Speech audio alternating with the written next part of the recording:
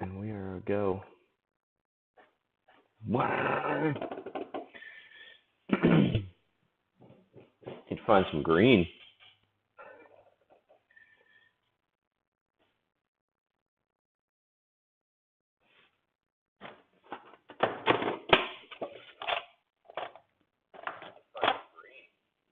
All right. Got one green. And I know we like that hooker green. Hooker green. Oh, yeah, we need some hooker green. Oh, we're going to hooker green land tonight. We got hooker's green, deep green, and brilliant yellow green for that after-sex cigarette. Excellent, excellent, excellent. Welcome back. It is Thursday, sometime in June, 28th already. It's going to be fucking July soon. Absolutely amazing. Who gives a shit? Okay. We have a Shermantipede. Yes. This is what we worked on last night. This was the original sketch. And all its crinkly old school goodness with a piece of tape and makes it look ancient. But basically I took a centipede structure and a Sherman tank and combined them both. And this is what we came up with. So as far as variations for the final, I gave it more of a praying mantis type look for the arms. Got its tongue hanging out and whatnot. Sugar behind me here, as always, making noise. Sometimes we call it music. Sometimes we only call it music when it's time to run that credit card. Special thanks to PBR for the inspiration. Scrumdiddlyumptious. Let's also pick out, I like this Naples yellow, not nipples, Naples yellow for the teeth. I'm going to do a little white, little teeth, a little white, little teeth, little white, little this. I'm also going to grab some red here, and we're going to get the color ready for the gums. Just need a little bit.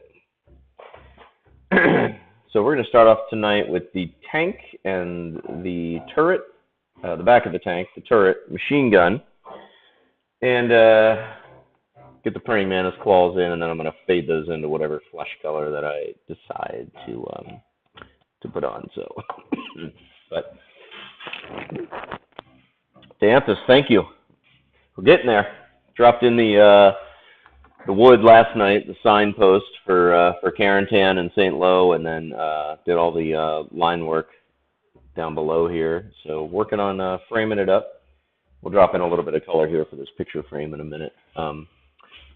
But I want to get started on the tank itself, so, and really bring this baby to life. I'm going to go with a really bright green at first as a base color. I want to kind of give it, and then I'll shade it in with more of this color here. So where's the camera? Is this the, yes, this is the deep green, which is more olive green, and then I add a little hooker's green, strictly on name alone. Who gives a crap if the color works? You did see some of the line work. Cool. Yeah, that's where the magic happens. That's my favorite part. I love doing the line work. My famous Holbein ink. Best stuff on earth. So we get a little red in there. Let's grab some white so we can make it pink for his tongue, and his tongue's going to go back into the back there. And yeah, let's start that first before we put the greens in. So I'm going to go ahead and do in like the mouth and the tongue and the gums. Let's find a round brush. Maybe get into those areas. Ooh, this brush, brand new, but it looks like it has been around the block. All right, here we go. Let's see, a little water, trusty paint rag. away we go.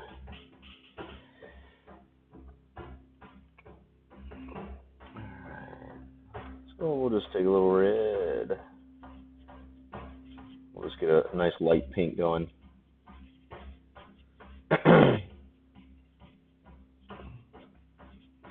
Was it Thursday evening? It is indeed. Time for, we're almost at the weekend.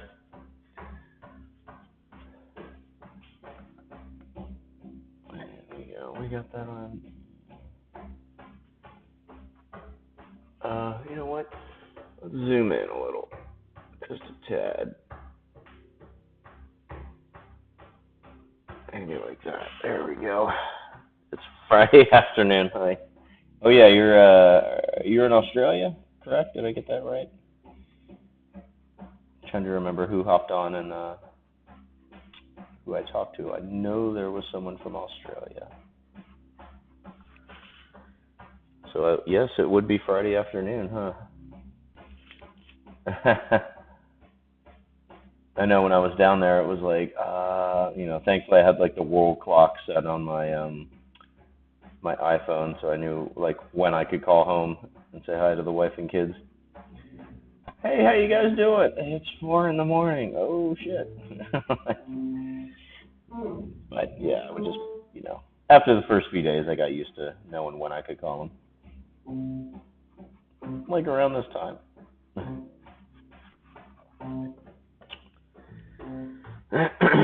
Alrighty. So, that pig pops. Yeah, so we'll get the pink going on the gums, and then kind of drops down into this little, looks like the back of the tongue.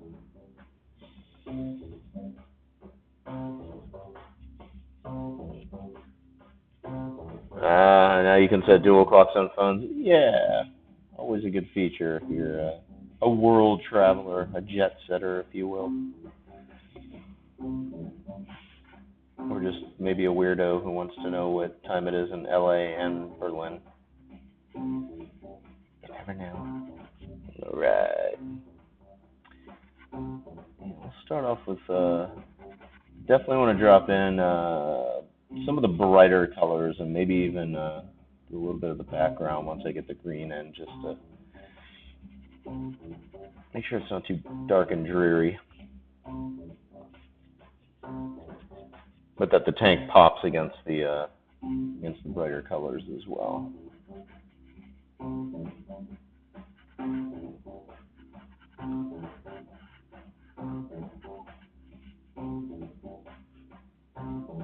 Alright. And thank you guys again for helping me reach affiliate last night. All the Creative Nation people hopped on, and Discord channel, Moonwitch Dancing, for hosting up there. Got me to my 50 viewers, or 50 followers. Followers, is it? Yeah. We are off and running.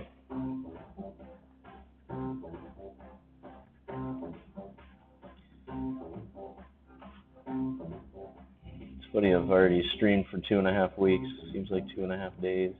Seems like 2.5 years. But super stoked on the paintings that I have gotten finished in the last couple of weeks, though. Productivity has definitely been a plus, just committing to, anywhere between 3 and 6 hours a night to actually work. I heard that quite a bit when I was kind of just scoping out people's channels, and I'm like, oh, that's very cool.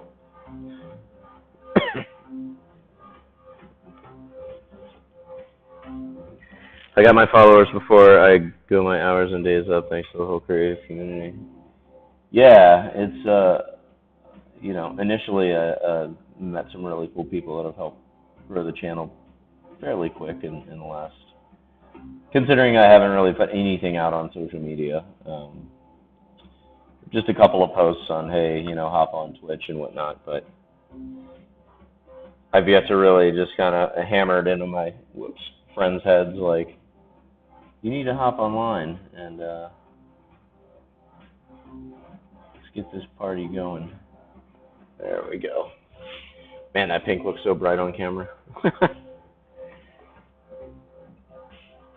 Alright, and then we'll just go straight into a little bit of the red for some blending and gingivitis. There we go. I'm going to rename all these colors. This is now gingivitis red.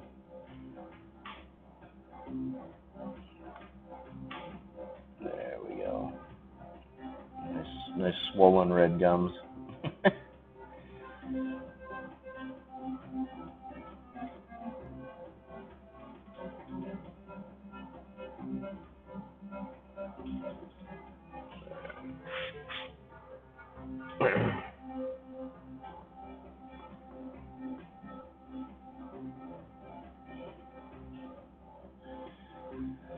I think of anything exciting happened in the art world today.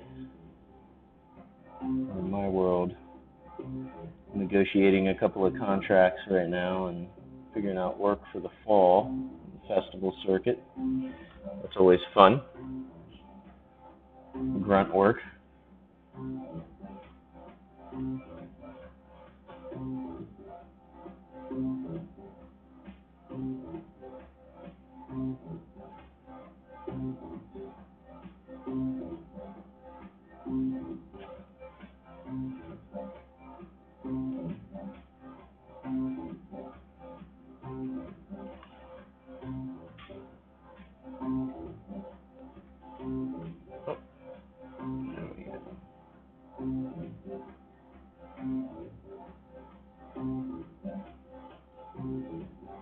We'll go in and definitely do some nice line work and shade out the gums and whatnot. Let me grab a little bit of water. I think I just want to take a little thin line right up underneath. There we go. Alright, and same with the tongue. We're definitely in a shadow where the teeth are. Kind of where it meets. Some of these folds meet. There we go.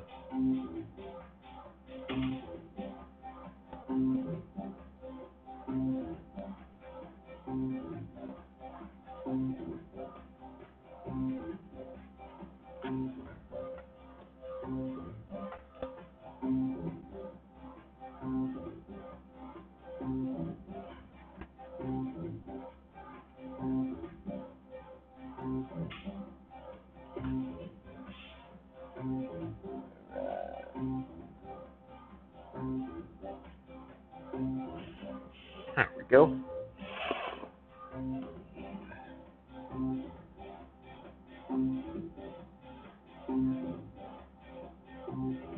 We'll also add some white highlight to the tongue as well. Really make it pop.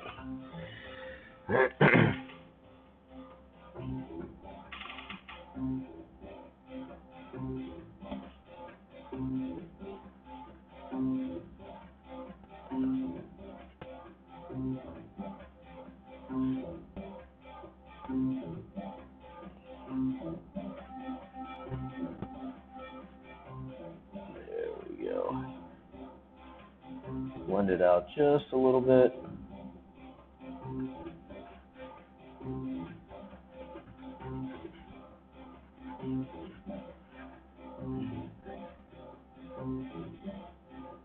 There we go. Hot pink tongue. All right. So we got the pink in. Little wash the brush. We'll start dropping the teeth in. And with the teeth, I'm gonna go. I got this yellowish color. I think I might put a little bit of white in there. Although I can just scrub in some highlights afterwards, but let's see how this works out. A little bit bolder after I drop this base coat in, so it pops from the from the background. The background's going to be kind of a sunset over the fields of France, so you know. There is Cigar Czar. What's up, dude?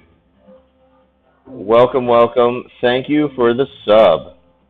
My first subscriber. He said he was going to do it.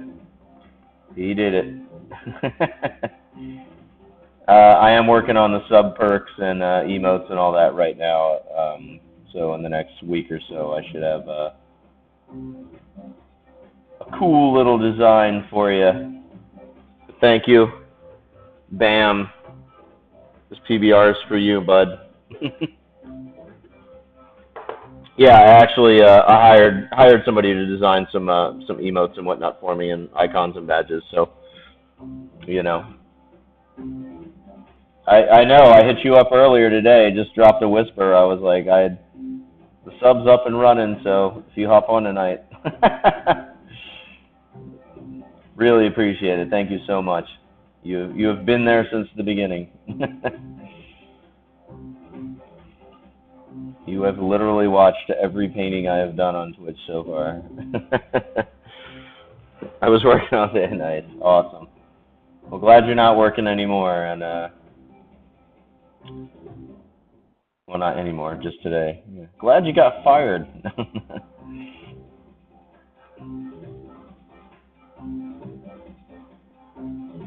There we go. Oh, we need a little pink in there, I think. And there we are. A few beers in bed. That sounds like an excellent plan. In fact, that sounds like a staple. Like that should be something everyone does every night. A few beers in bed. It's chill. Hopefully the wife doesn't mind. Don't be getting in no trouble. Well,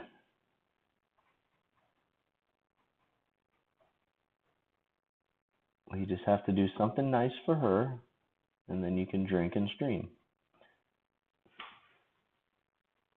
Drink and scream. Drink and scream. Yeah.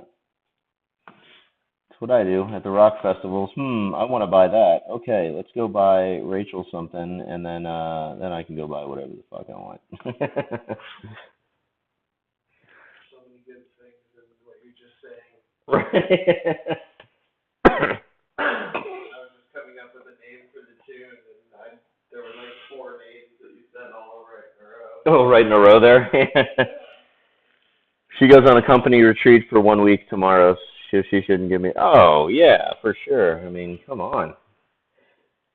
She's gonna be out partying on the company tab. Yeah.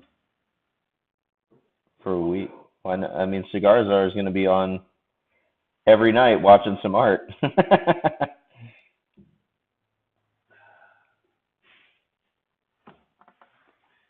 getting the short end of the stick on that deal? Yeah, I know. He's like, yeah, I don't go on the company retreat. I get to sit around and watch you nerds paint.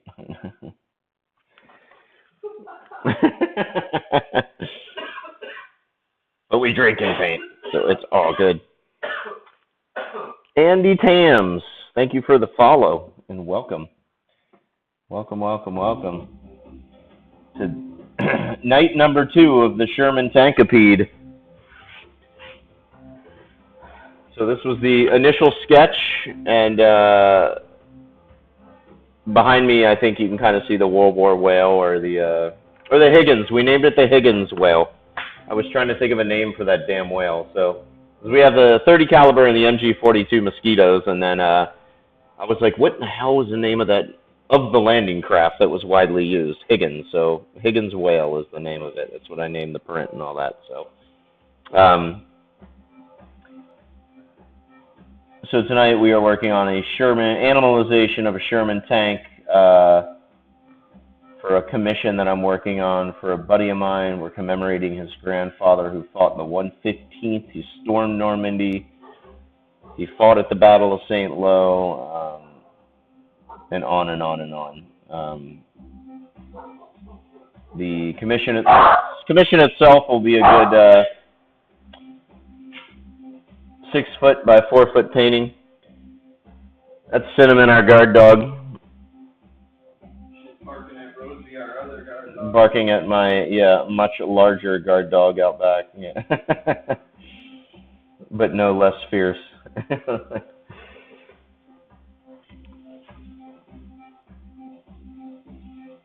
There we go. So just dropping in some color on the teeth and the gums and the tongue, and then I will detail them, and then we'll get to work on the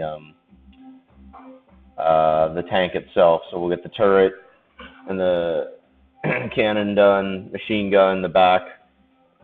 We'll drop in all the greens, and then I'll go ahead and detail that out, and then we'll work our way down the Centipede's body. And then we'll drop the background in, which is going to be kind of a sunset-ish color, kind of contrast the greens. And just like the mosquito painting I did the other night, it's the background's actually, you know, the first couple paintings, like the Mad Hatter and Fear and Loathing in Las Vegas, were most of it was just washed, all the base colors. But for this, it's going to be really tight, you know, line work and bringing the background in to make sure it's got a real clean outline on it. So I can show off the profile of the vehicle / animal more.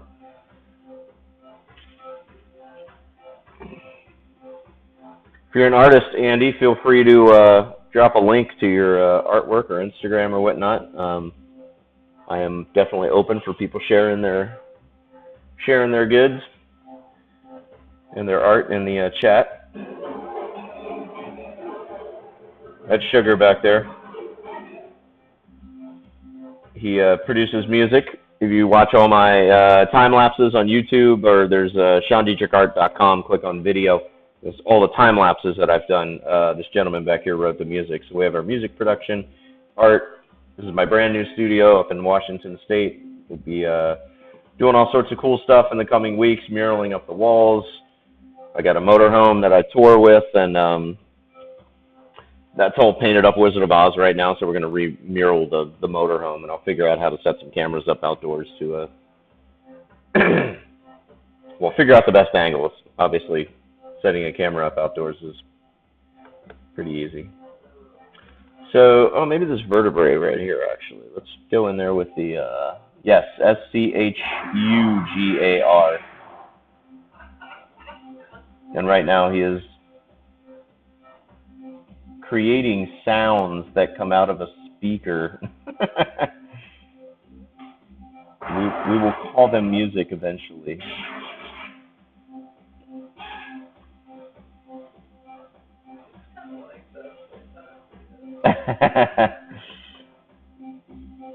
Went and saw that new Jurassic Park movie this afternoon, and that was a really big piece of shit.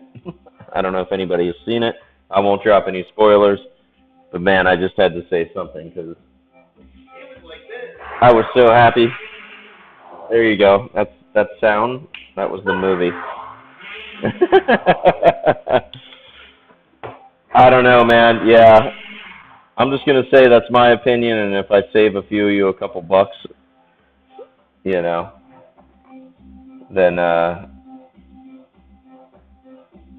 I'm glad I could save some people from seeing it. It was just quite a horrible experience, and you know, here's the wife.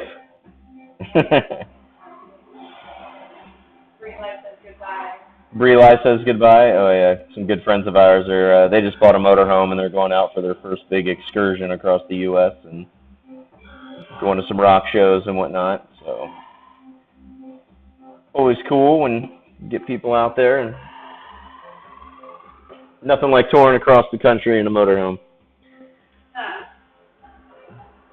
Well, when you think back upon it, some aspects of it are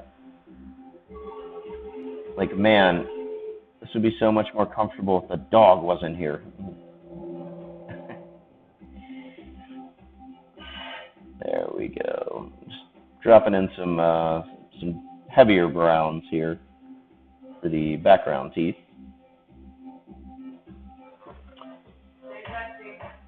Woohoo!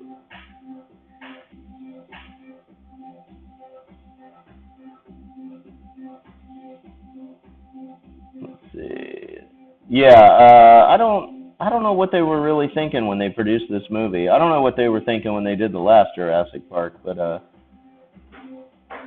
the story was just confusing. Like, why did you write this?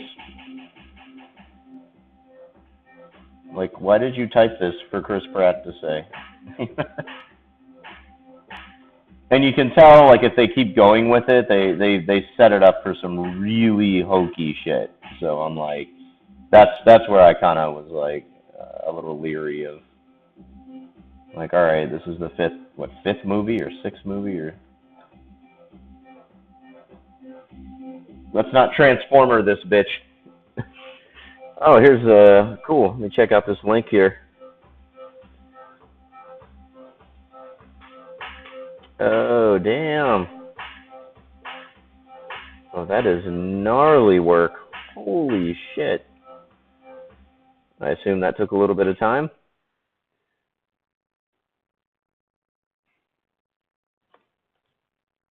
That's pretty wild stuff. Very, very cool. I like that bear.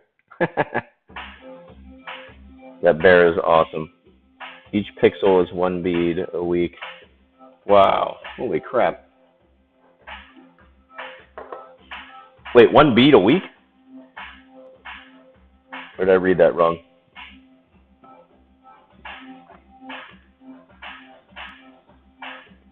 Oh, okay. The bear's the skin from Fortnite. Okay, cool. Very intricate. I love it.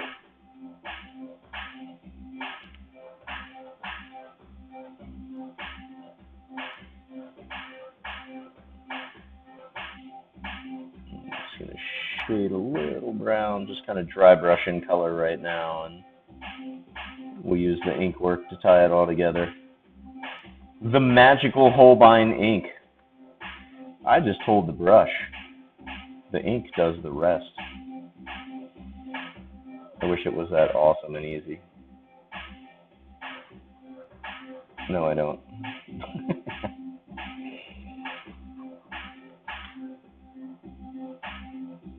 There we go. All right. 1 bead is a pixel. Okay. That's gnarly. But it takes about a week to complete 1 piece, right? Is that what you were saying? My nose is so itchy. I feel like a coke addict. I think that's where I misconstrued. I thought you said it takes 1 week to. I was like, is that some like Zen shit? 1 pixel per week. Okay. All right. Cool. Yeah. It's got that definite, Minecraft kind of feel to it, but not as hokey and more intricate.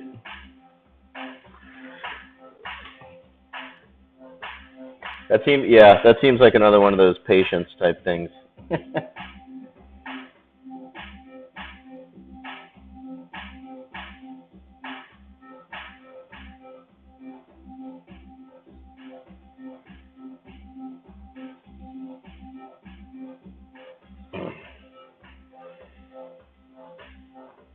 All right, let's put a little line work on that. Any excuse to do line work, and I am there. All right. So, bam. Let's get our number 0 brush. Let's get that 0. And our trusty Holbein ink. There it is, Holbein. And we'll start dropping some line work.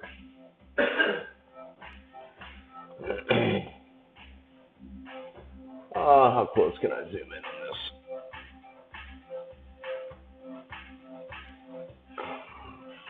Actually bring this down a little bit. Oh, you did? Okay. Dude, that Creation Nation's awesome. One of the regular viewers, Moon Witch Dancing, hooked me up with them last night so I could get to 50 followers and so I could take on subscribers, become an affiliate. So Yeah, I've been cruising around on the Discord this morning, checking out people's artwork and whatnot, and kind of updating my stuff. So, um, yeah, welcome. That's a really cool Discord. I think that's a really awesome thing too that they can have a community like that to help promote. And yeah, all day my iPad's just been going off notification after notification about who's online and whatnot, which is cool. That means I don't have to sit there and just aimlessly browse when I just get these notifications. Oh yeah, okay, let me go check this out. So you're the bead rep. Okay, awesome, man. Yeah, I love it. Absolutely love it. And eventually I'll get the Discord up for this channel as well, and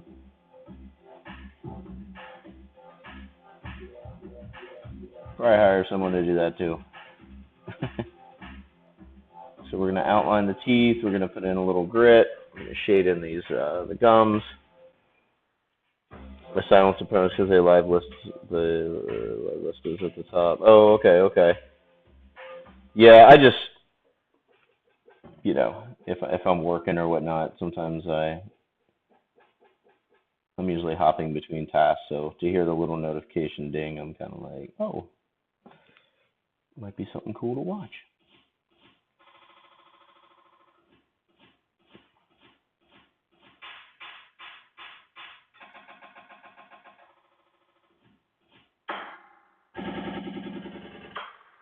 Sugar's playing Space Invaders, or perhaps picking out some sounds. There we go. Okay.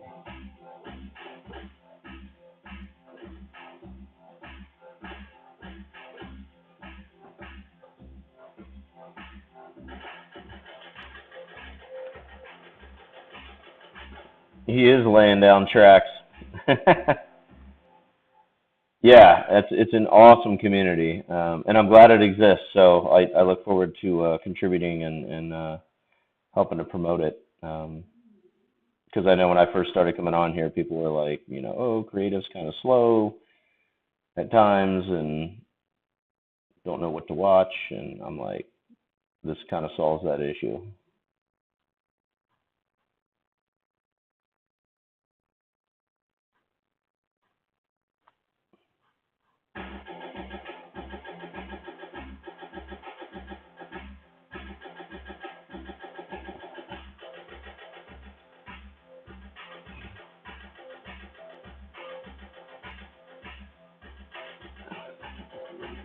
Oh yeah, I mean, anybody doing something, yeah, for sure, is creating content.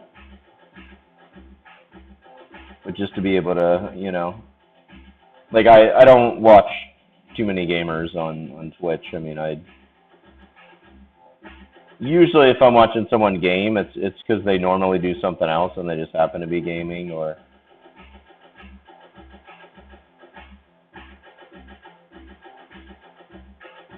But I just not really up on the new games anyway. I know people play Fortnite and PUBG a lot, but so I like hopping in some of the horror games. I was a big Silent Hill fan back in the day, and some games are just so rad they kind of spoil you.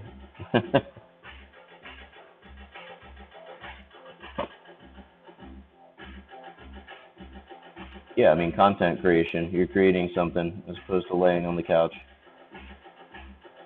doing nothing. All right, so we'll put a few edge lines up here, kind of tuck the teeth underneath the gums. There we go. A little hatching. Darken it around those edges.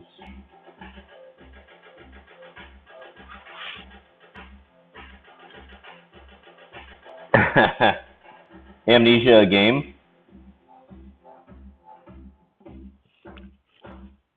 SKU tag you never removed. Oh, this thing?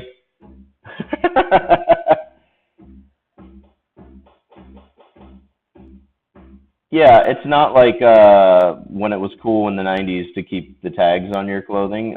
These things are literally a bitch to get off them. Like,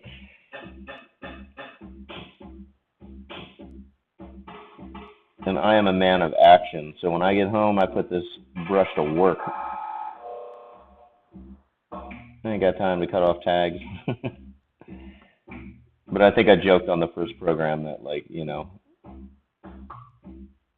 my brushes are so cheap, I keep the tags on so I can return them after I'm done painting. I don't, but that would be funny. Just show up at Michael's a month later. Yeah, I'm done with this shit.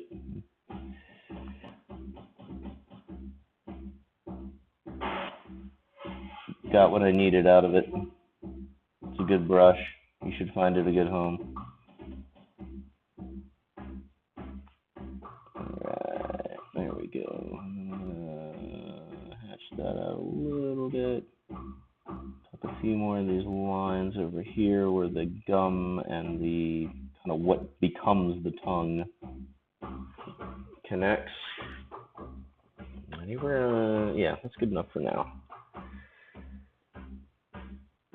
Yeah, I know sometimes, like when I'm drawing, it wiggles the table, and I know that'll mess with the autofocus sometimes, or if I get in the frame with the light, so I will try and fix that.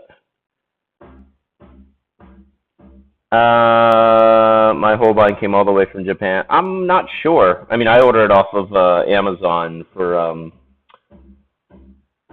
2-day Prime. I'm not sure where it comes from, but no, nobody I have. I think Dick Blick, like Blick Art Supplies, carries Holbein. Problem with them is their shipping blows. They take so long to ship. So I basically get it from that one person on Amazon, and but yeah, I haven't found a store yet that carries Holbein, and I'd like to get the word out because it'd be nice just to be able to walk down or drive down there and pick one up instead of having to order it. Because I'm notorious for forgetting to order it until I'm out, and then I'm like, oh, I don't have a backup? Shit.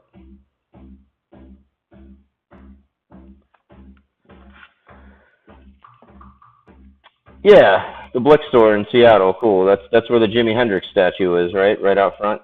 I live just north of Seattle, well, just north. I'm an hour and a half away, but I'm in Anacortes. But I have been there, and I've been to that store, so.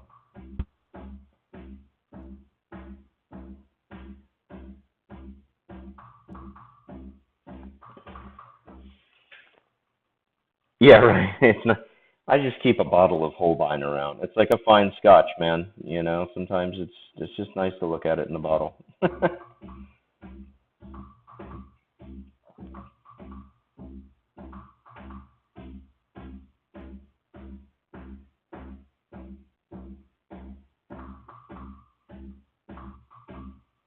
we go. I think we're gonna tuck that up and do the hatching on the tongue with an almost dry brush just to keep it super light. The Opay, yeah. Oh yeah. You will love it. Once you start using it, it's insane. We got a week that the wife's away.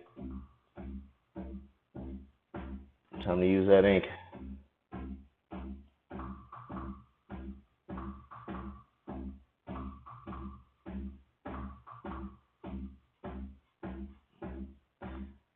Yeah, when I first used it, I remember just like dipping it in and just going over sheets of paper to test it out, and I was like, holy crap. Just gorgeous ink.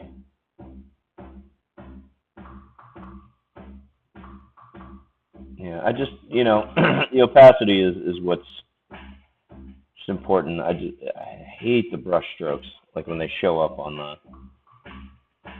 I use some of my comic work because it was black and white comics. I I didn't mind a little bit of the brushwork because it gave it more of a fine art feel as opposed to like making it look like it was photocopied.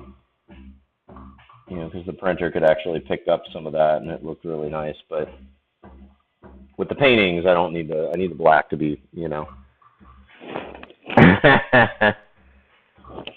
Almost finished this unicorn. Nice. Working on a commission for Sister Soap Company. Oh yeah. I've been on the website.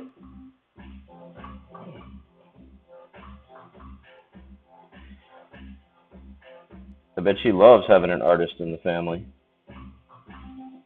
Good packaging design can get pricey. That's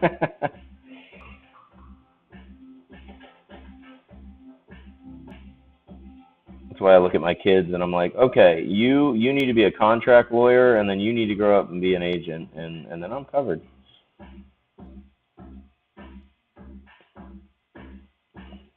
That way I don't have to pay for it. Or at least keep it in the family. Yeah, always pay for it. There we go. Oh yeah, that's right. You photographed all the pictures or your photography. For sure. That's what siblings are for, right? My little brother is getting into photography too, so I'm like, oh, good. Get good at it. I can't wait to exploit you for whatever needs I have.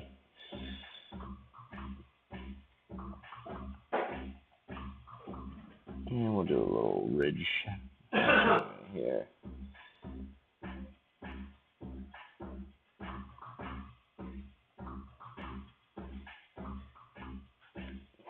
we go.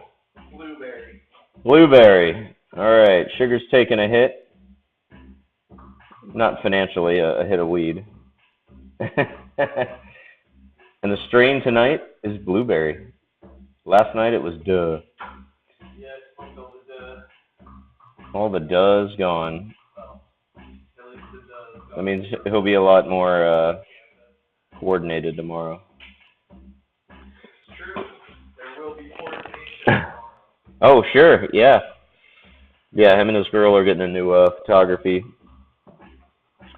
They're going to start a little company, and they actually go around to like Comic-Cons and cosplay conventions and offer their services for those who want to get some pictures done, document their costumes and whatnot.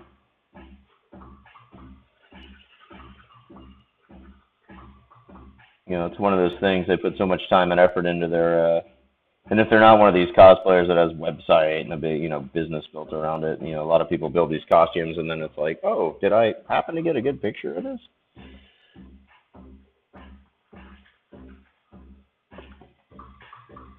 No, I mean, he's just starting, so he's just going for it. It's kind of what I did in the art realm, you know. I was like, you know what, I'm just gonna go for it. Self-published my first book when I was 15.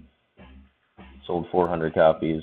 I was like, all right, I'm making money. No, the artwork is not incredible, but I'm producing and I'm out there and I'm in the industry and I'm learning and I'm making contacts, and that's essentially what he's doing. But he is taking classes. He was the Nikon rep for Best Buy or whatnot, so they sent him to Arizona on some retreat or whatever. So he at least got some of the corporate schmo training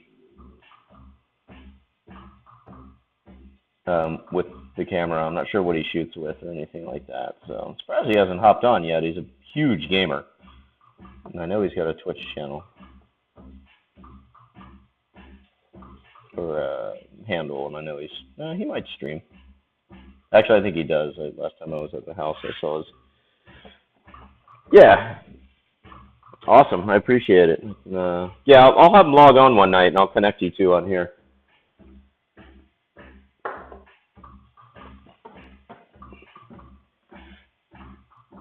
Because I know he was asking about coming out to the rock shows and shooting the rock shows, and you know that I'm at, and I'm like, yeah, I don't mind. I'm like, I'm not, you know, don't think I'm gonna bring you back to the green rooms or whatnot with the celebrities, but you can shoot the show, you know. I'm like, I don't even get to hang out with them. I just give them art and deck out their shit. Nice. All right. A little detail on that. Little hot rod pink. Let's get a little more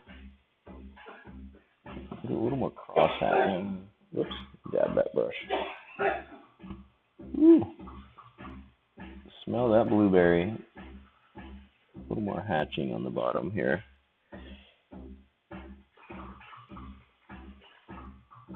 Kind of set these teeth back just a tad more.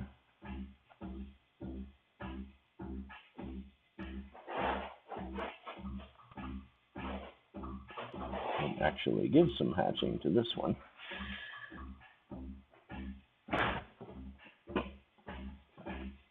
And I think with this tooth, I'm going to go ahead and bring it all the way down.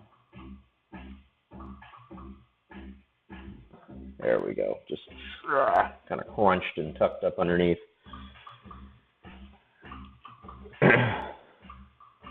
Oh, okay. Jared Poland. Cool. Let me write that down. My sketch pad. Jared. Photography. Cool. Thank you. Yeah, I mean, I gave him a few ideas on what to, I was like, just make sure that any business you get into, you cater to kind of not just the core of it, but what, like I could teach people to paint, I could do lessons, but I'm also specializing in, I teach artists about the business side, about selling and manufacturing and licensing. And I said, so make sure you, when you get into photography, learn everything that goes along with it too. So, if actual photography gigs are kind of low or few and far in between, maybe you can consult, and help. What's the old business saying? You don't have to be the smartest guy in the room. You just have to be smarter than the people that you're teaching. So.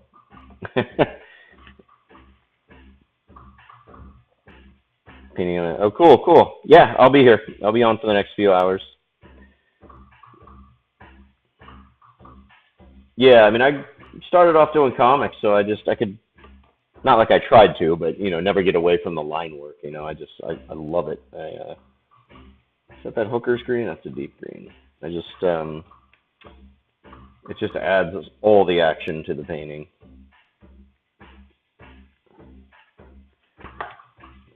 Alright. Sweet.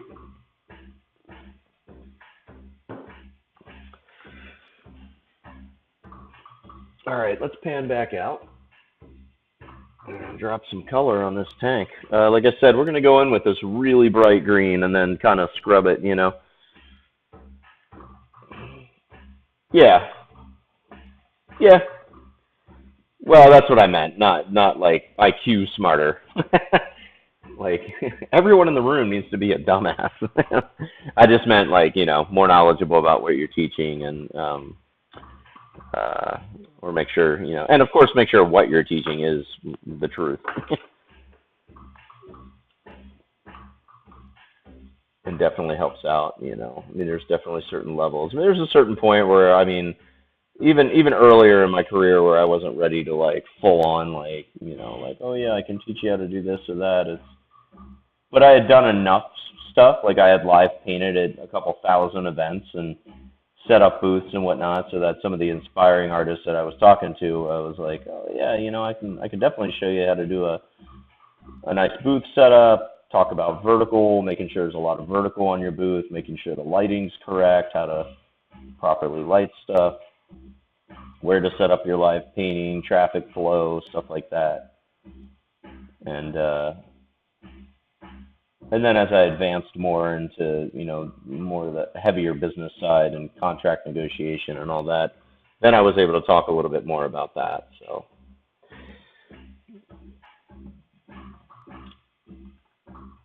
but I always, wanted, and I always knew early on that once, as the success in my career grew, I definitely feel it's my responsibility to help other artists, because it is a bitch of an industry to compete in and to thrive in. It's especially when you have a day job or a family and you're trying to not only build up your own style, but get gigs and then handle everything else. And that's where like that, pure form of insanity that we all us artists tend to percolate inside of us. That's you gotta have a little bit of that. You gotta have that special brew. We're not like the other kids.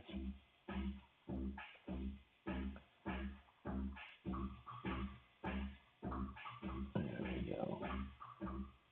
And even now, I mean, I find myself like, as opposed to other artists that have made it, my mentors are more business people. Like people who run companies that may not even necessarily be in the field that I'm in, but they've done the basics, of fundraising or setting up a corporation or whatever that does translate into what I'm doing. So I just formed my first LLC last year and had to deal with all that.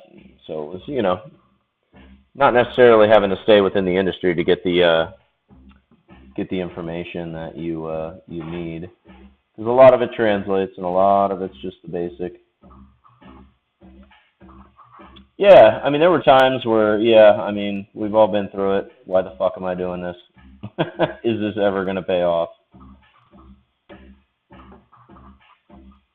But if you keep at it and you do it enough, that's when it becomes a thing. Like when I was live painting, once I started live painting at a club, I became a live painter, someone who painted live. That put me in a very small percentage of artists back in the day. In San Diego alone, there was like 3 of us that did it.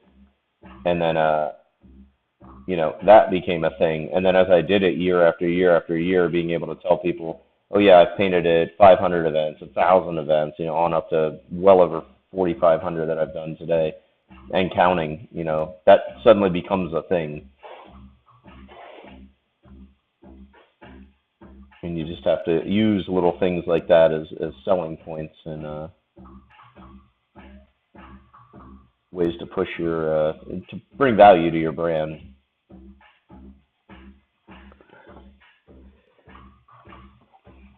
I mean, that was one thing that I used to negotiate for, when I did festivals. If it was like, well, look, if you give me a free booth, I'll live paint. So I will actually bring some entertainment value to your festival, or I would charge, like, oh, you want me to show art? Well, I can live paint. Now you pay me. So it was just by doing that one thing, setting up a canvas and painting in front of people, it completely changed the dynamic of my business. So definitely always thinking about, stuff like that. And I found out very quickly, you really did a force of will promotion. Yeah. Oh yeah, that too. I mean, you just kind of force yourself on the world, and you're like, yeah, I'm an artist, and I'm here to stay, and fuck all y'all if you don't think so. Like, I'm just doing my thing. So, but one thing, when I started doing live art at clubs, I used to be we'd have an art collective that would throw the show, and so there'd be about 30 artists in the room. And I noticed early on, like, a lot of the artists, there'd be half the artists that wouldn't live paint or set up. They'd put a couple of pieces up on the wall, and then they'd kind of go hide in a corner with a beer. And then, like, you had your showboaters who would put their art up and show up 3 hours after doors open, dressed to the nines with a entourage, and that was their thing for the evening. But I was live painting, so if people were in the room, they would look around and be like, well, that guy's an artist. Maybe he knew, maybe he knows who did this piece. So they'd come up and be like, if it wasn't my piece, I'd be like, they're like, oh, we're looking for the artist who did that piece. Yeah, I don't see him right now, but hey, here's my shit. And I'd end up making the sale. And then Johnny suit and tie hanging at the bar just trying to pick up chicks and not really caring. I'm not promoting your art if you're not willing to, sell it and put the work in. So I'll take that money. And then a year later, they weren't doing art anymore because they're like, business is hard. It's like, you didn't do anything. It's amazing how many artists just create the art and then expect the world's not going to levitate to you. They're not going to come at you like zombies with money in their fists. I gotta buy that.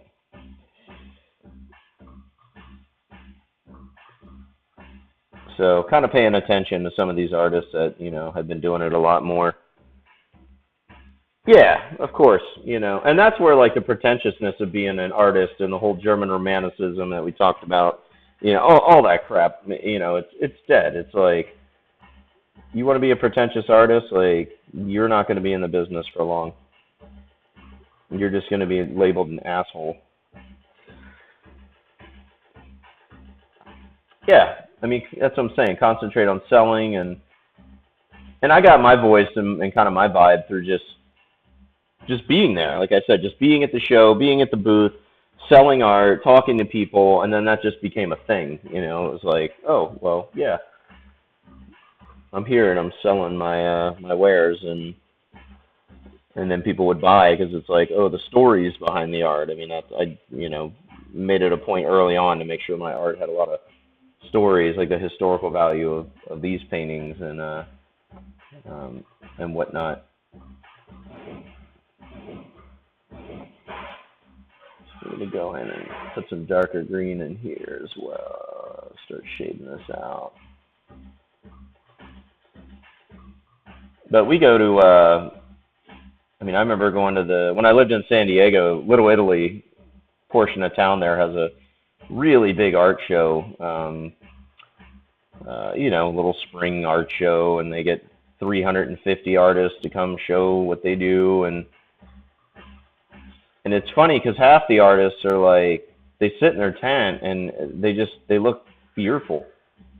They look like if you walk up to them, they're just gonna like shatter or turn to dust, and I'm like, okay.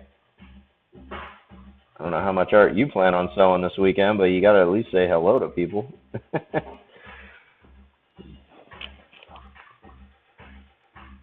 Yeah, that's awesome. And that's unique. I mean, she's selling soap, and maybe there's some other people doing the same thing, or maybe it's not. But if you have someone doing live drawing at the booth, I mean, it's a crowd pleaser. It draws people in. And it's something you wouldn't expect at like a soap booth. You may think, oh, this, but what is it? Oh, this is, what's the brewery? Ballast Point. They do all they're out of San Diego. They do all the beer with the fish labels. That guy has a line around the block when he shows up to sign fish prints. I mean, it's unbelievable. Just for the beer labels, That's why I like Flying Dog Brewery has Ralph Steadman do all their labels. The guy who did all the Fear and Loathing in Las Vegas art. And I just did the brewery tour in Maryland back in May when I was on tour, and it's just outstanding.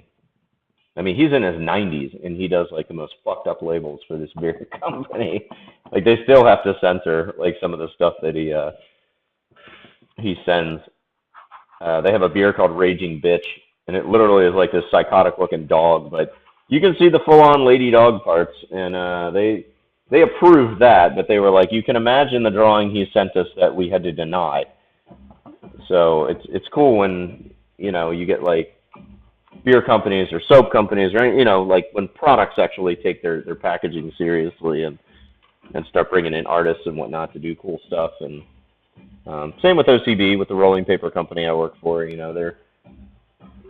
They're a very big, very old company, and but they needed to kind of refresh their image for this new organic paper they put out. So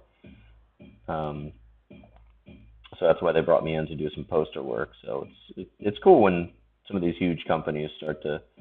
I mean, it's really cool because they can pay you a lot, but the fact that they can get your artwork out there too. So not only is the paycheck good, but their reach is really nice as well. Yeah. And it shows, I mean, that companies like that actually do things other than produce. Like with Flying Dog, the coolest story they told us on the brewery tour was that Raging Bitch beer got banned in Michigan. They didn't want to sell it. They didn't want anything on the shelves that said Raging Bitch. It was super conservative. politicians or whatever.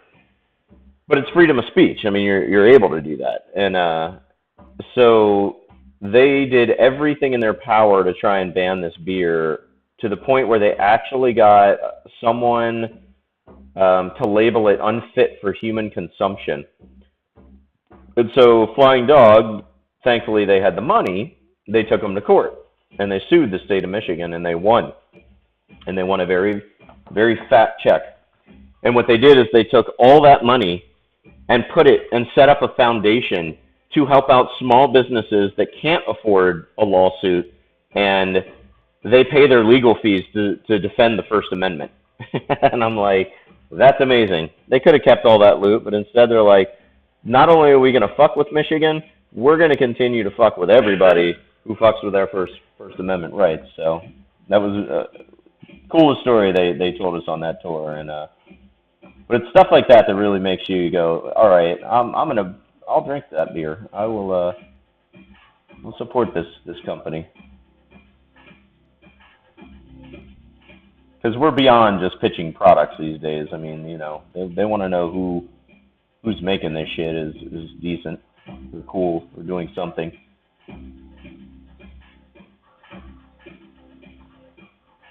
We're beyond Lucky Strike. It's toasted.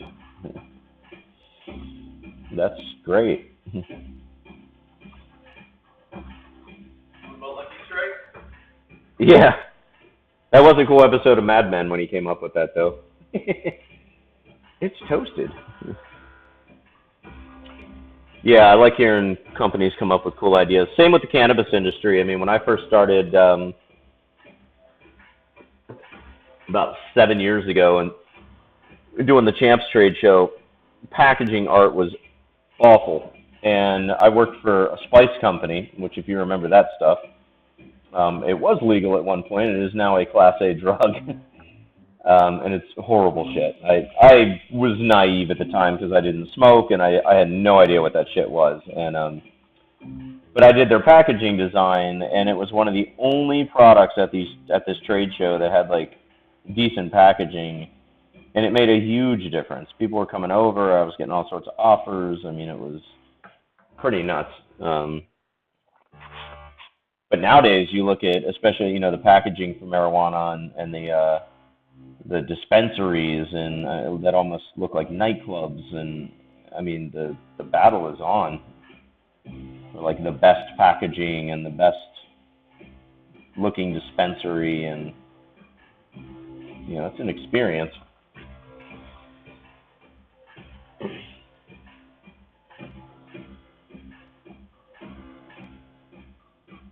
And it classes, it gives it a certain class.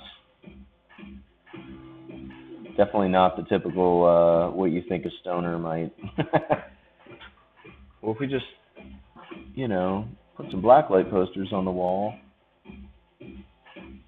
Nope. Custom built cabinets, fine furniture, cool place to chill and smoke. Alright, so let's do a little color stripping on the tank. This is a very bright Sherman tank. We'll decide if I want to dull that down a little bit more. I may just use line work for that. But I kind of like the whole, it's almost like Praying Mantis green or...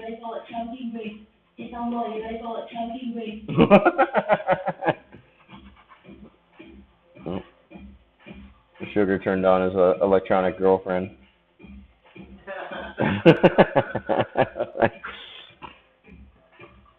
I have a voice too. Alright. And then we go back over it again and again, all about layering and then popping in that line. There's somebody labeling a chunky green? What?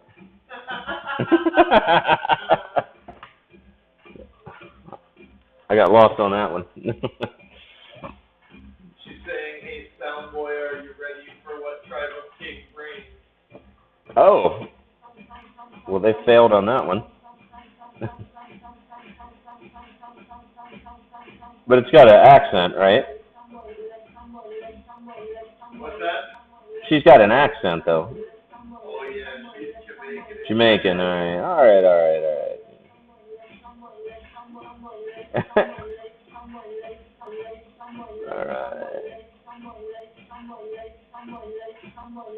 Sorry, I turned it sideways, a little bit easier to get the turret, get the cannon.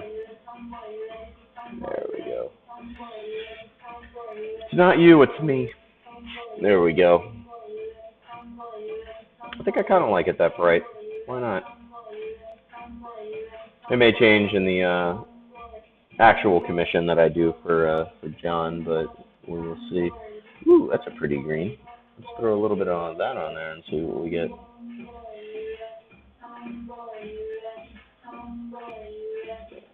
There we go. I'm gonna try and do a weekend stream tonight, this weekend as well. Maybe hop on a little Saturday afternoon session or whatnot. Just maybe pick up a few more people to watch that might not normally catch me late night.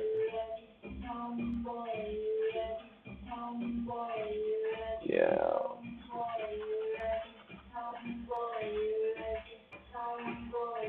Okay.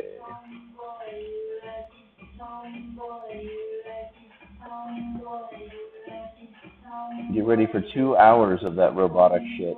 There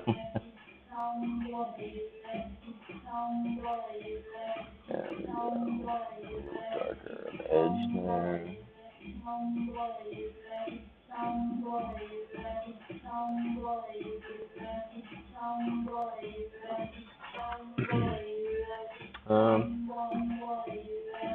Pop a little bit of this green in. There we go. Maybe on that back corner there.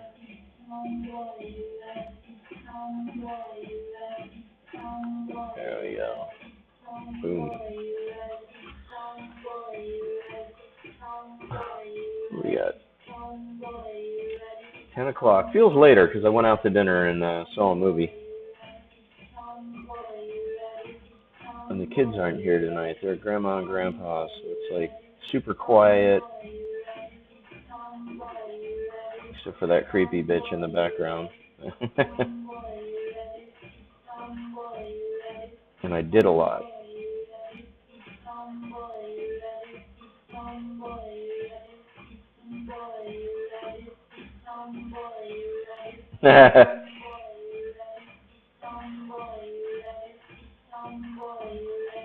You're gonna scare these people off, Sugar.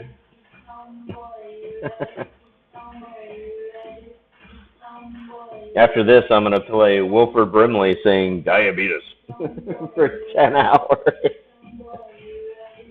It's an actual YouTube video.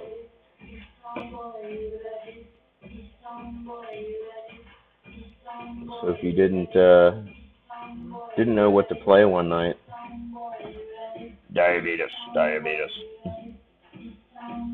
Over and over and over again.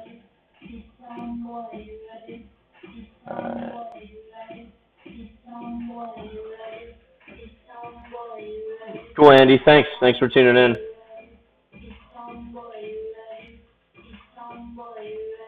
And I will be back on tomorrow night at 9 p.m. if not to finish this, if I don't finish it tonight.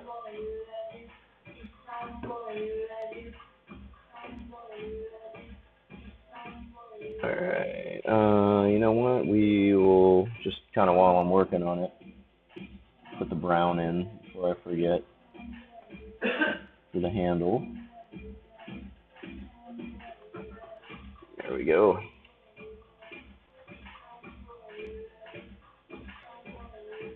And that's going to be black.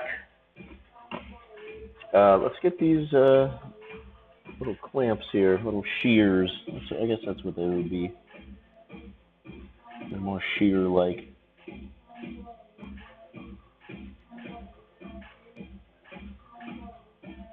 There we go.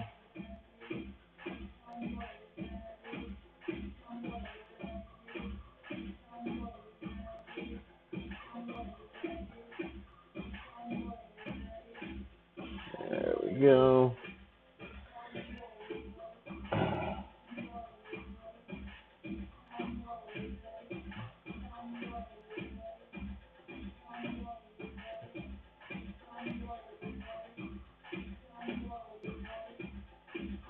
take a look at some of the color palettes from the other paintings. I want them all to kind of mesh a little. Like the mosquito, the whale. So I'm just gonna smear that down a little bit. And we'll blend that into another color.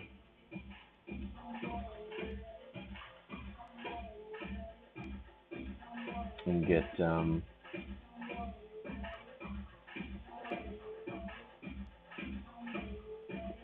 nice contrast going. It'll still be like a teal or a blue or something. I just haven't figured it out. Maybe that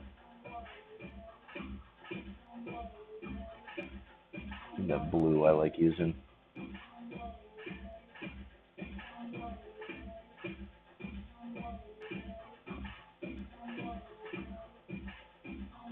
There we go.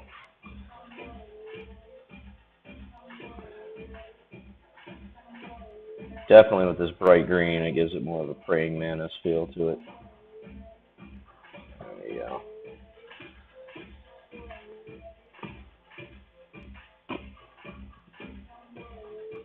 All right. We'll silhouette that in as well.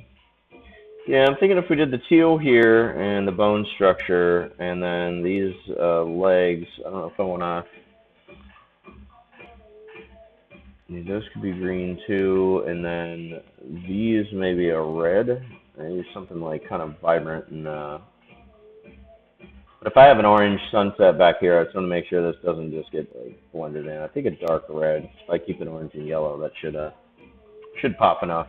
And if I keep it to only like red here, and then like a dark red going around the picture frame here, that should tie it in real nice. So, all right, let's go ahead and ink in the gun, detail out what we just painted, and then I'll drop in the. Actually, let's drop in the color on the arm. That way when I go in to detail the hands, I can just go straight into the arm. So I think we're going to go with that. And maybe a touch of gray.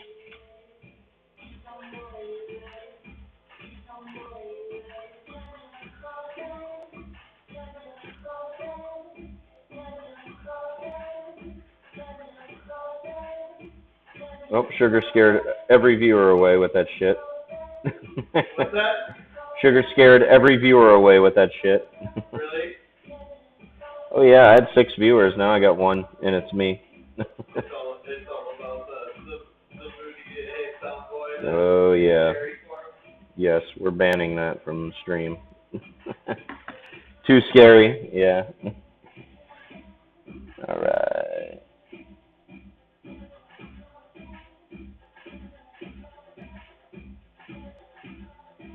There we go. Kind of a grayish blue. I like that.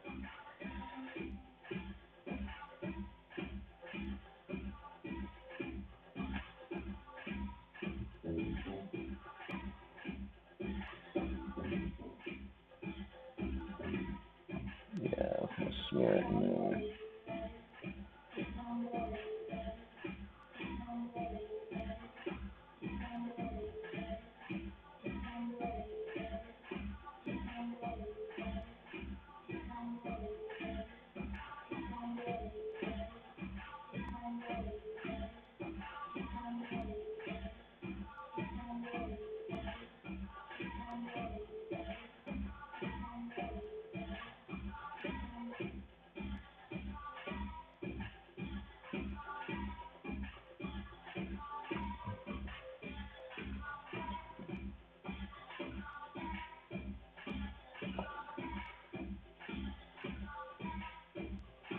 Alrighty.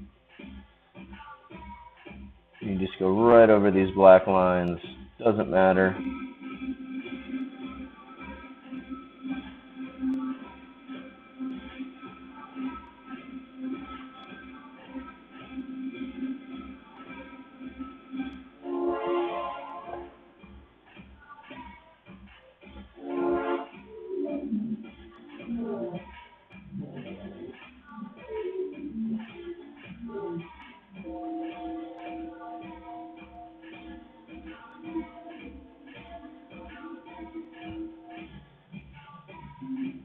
go.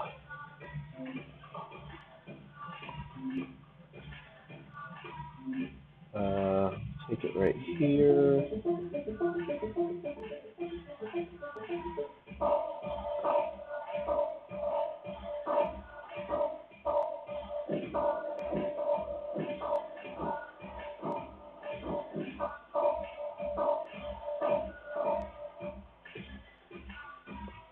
And kind of cut like some of the brush strokes in there to kind of, indicate maybe a little muscle structure or texture.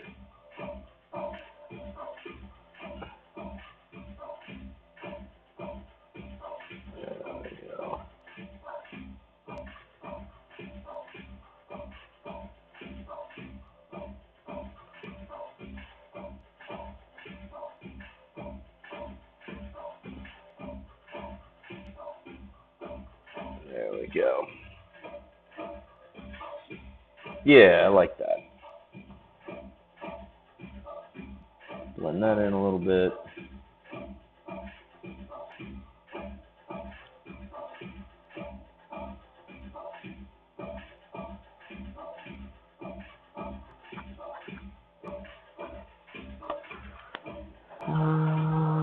There we go.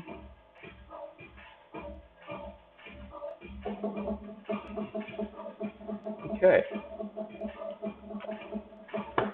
We're going to hop back over to the ink. Grab the Holbein.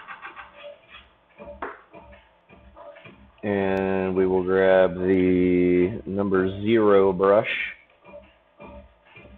You are a 0.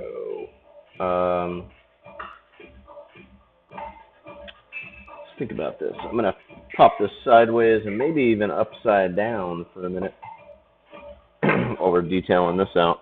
So everybody turn your computer upside down. Alright, and we'll get this cannon going.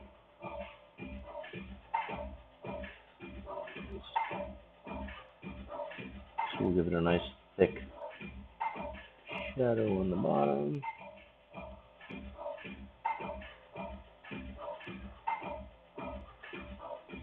There we go.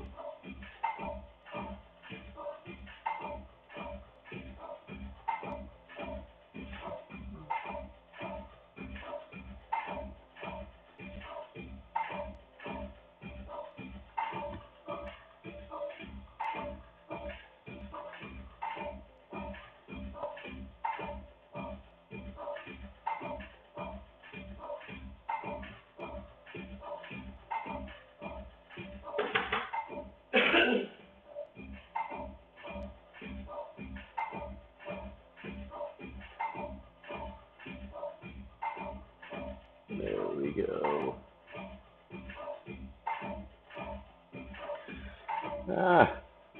Once when I get that stray hair, it just pulls it up from the canvas. And it is annoying. A little hatching down there. There we go. Alright, same deal. Hold your breath and just draw it straight across.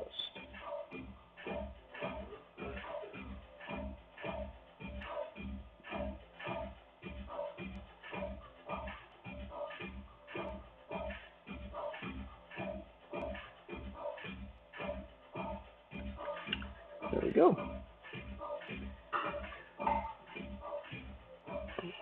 Just kind of hit the side of the brush and bring it back up. Get that kind of thick to thin line. And dab the brush off. Get most of the ink off and you can get a really crisp thin line.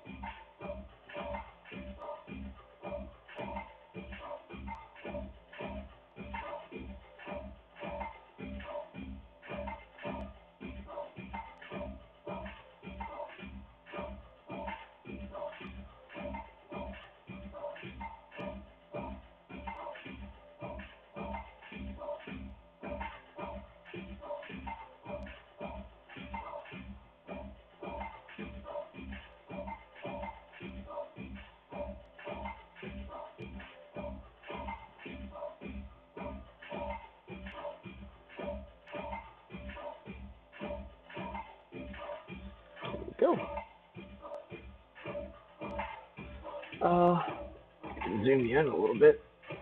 That would not be in. There we go.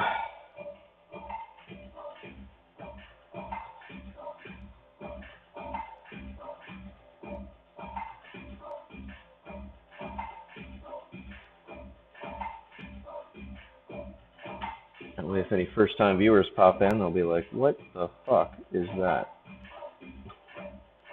And it'll be like those dudes in Vegas. They'll spin the painting around. Yeah. It's Jesus Christ.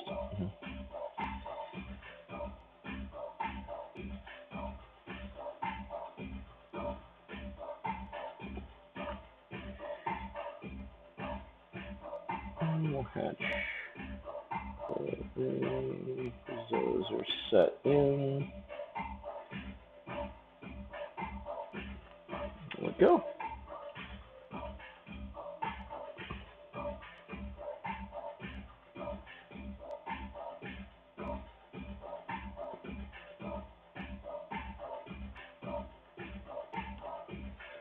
Alright. A couple of just little battle damage lines, little texture lines. All about the texture. There we go.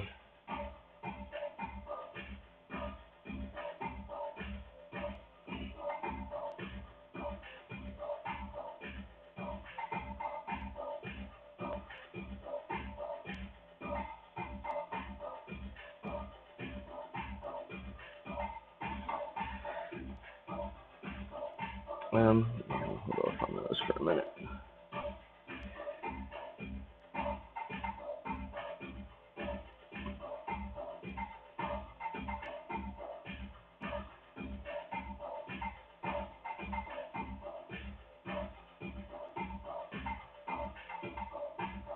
Bring in a few of those lines that kind of dip in and out. Make it look a little bit like it's rolled metal or it's been kind of bent.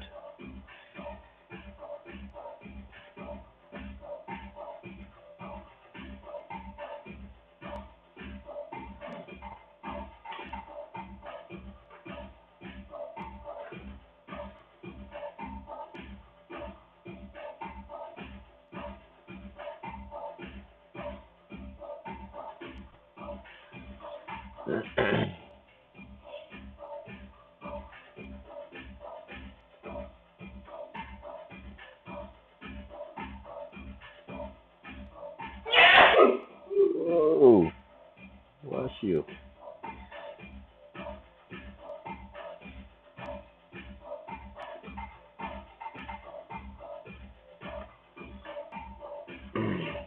Okay.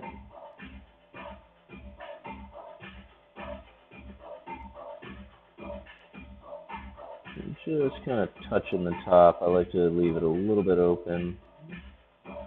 Not quite a solid line, gives it kind of a rustic feel. Do a little bit of the hatching on top of the hatch. There we go.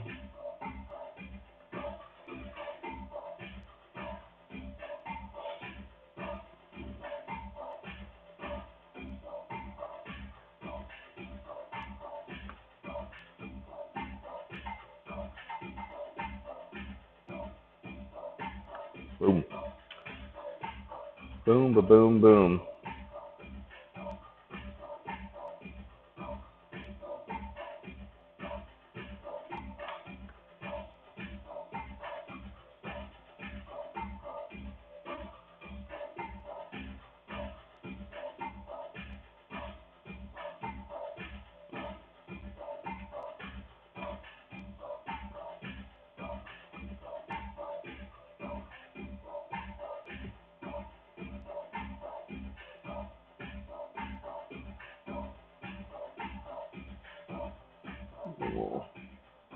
A couple of these lines in here.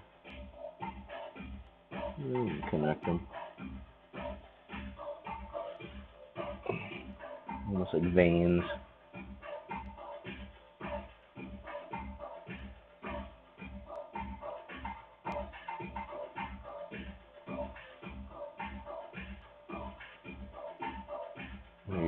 wants a shooting star.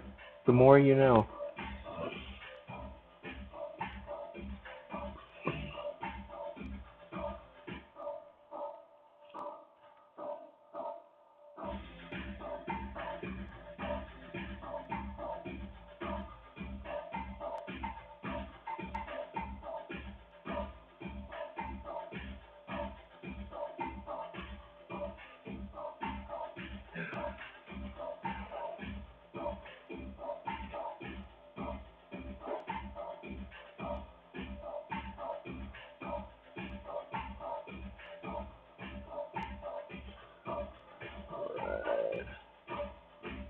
So there we have the turret.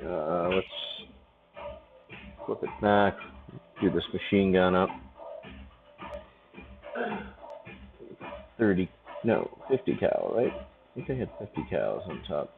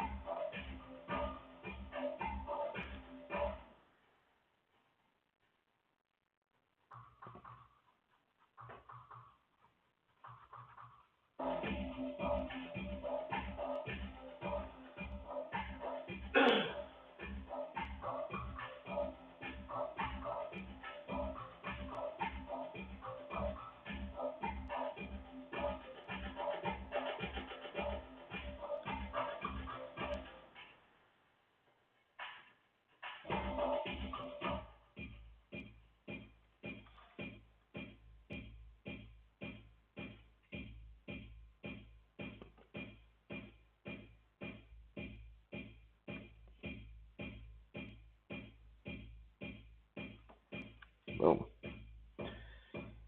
Dab the rest of that ink off and then go in with the hatching here.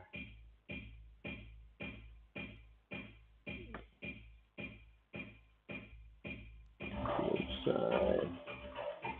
Make sure I'm still on camera here. I tend to wander.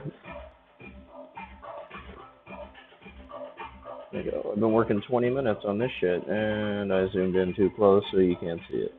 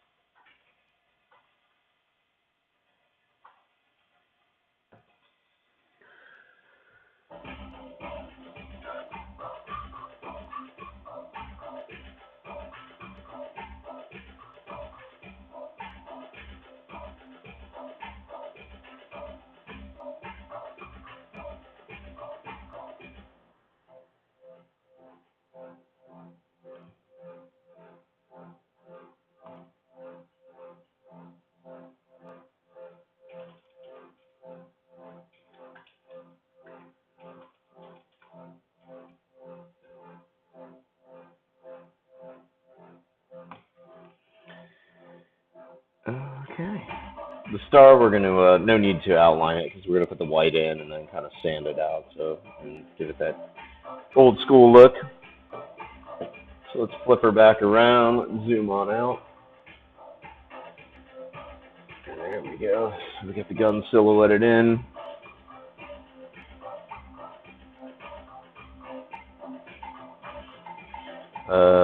Get this canvas a little bit.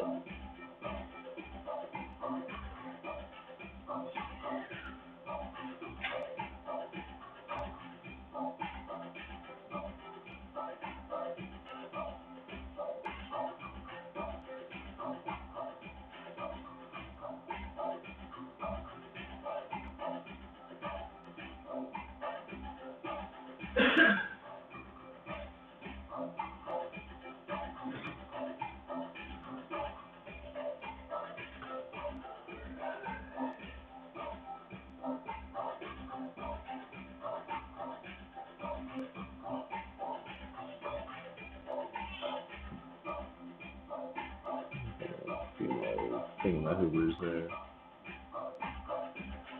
There we go. Alright. Sometimes I just look and, yeah, let's jump back over here.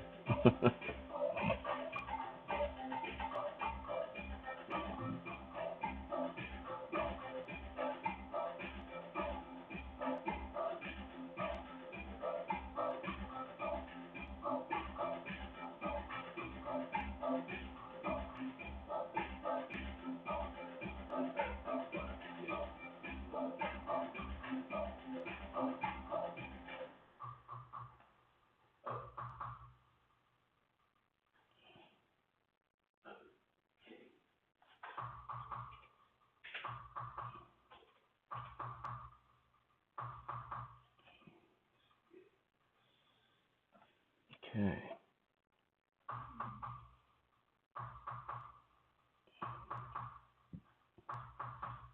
Get that nice and dark and tuck that arm behind there.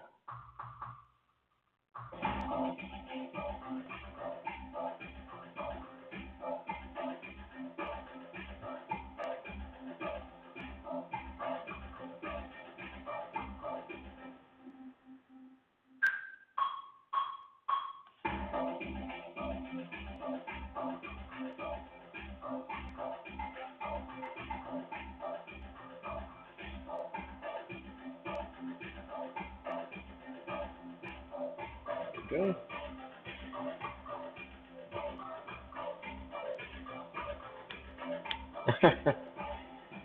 Crazy like Swayze. He's on Discord. I wonder if he's streaming tonight. I have to raid his ass. Did a good one last week. I raided with 19 people, I believe.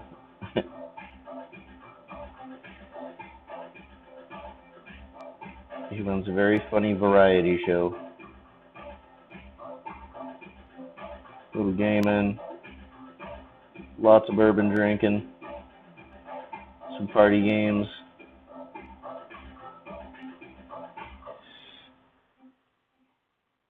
There we go. So, yeah, let's finish up. I'm kind of getting ahead of myself here doing the arms, so let's tighten up the shears.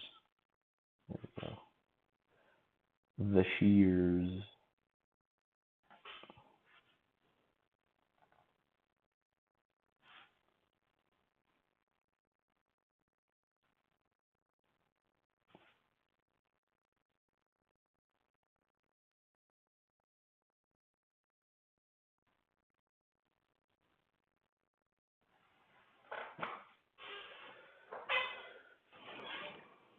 Alrighty.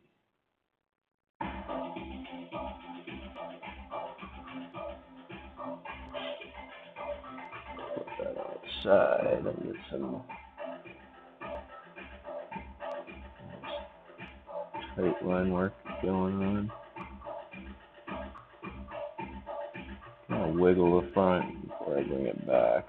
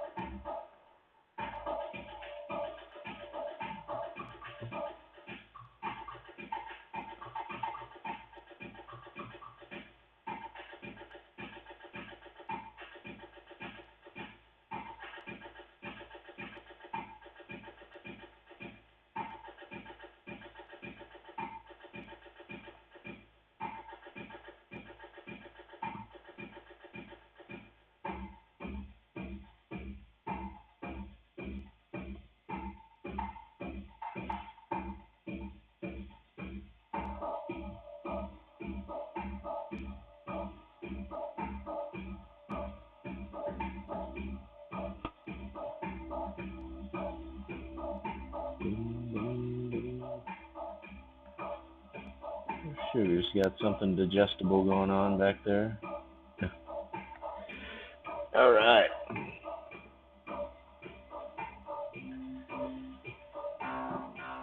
So definitely a lot brighter than I originally imagined.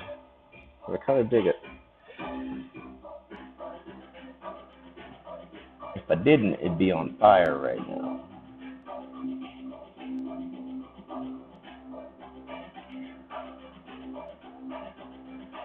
I'm kidding. I'm not going to light my art on fire online. Maybe that'll be a perk. I'll do a giveaway. If I reach a certain amount of subs, I'll paint something and light it on fire.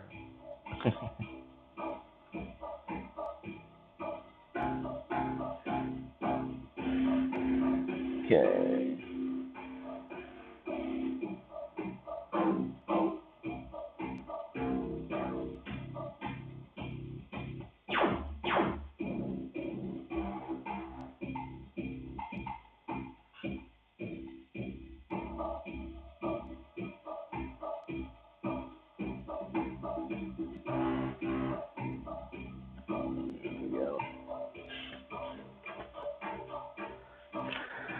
Did some weird line work tonight. I was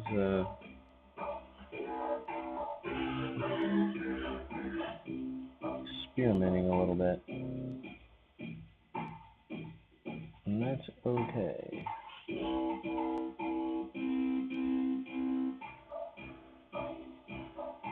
We'll delve a tip of the shear, so maybe this one's been chipped off in battle or used a lot more.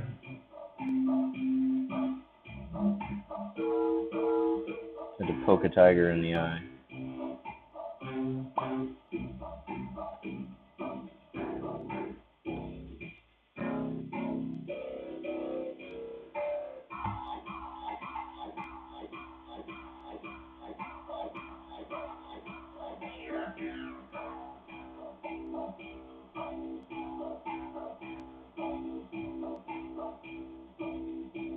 There we go. Some of these finer lines in here. Well, there's a little bit of ink and not a lot on the brush.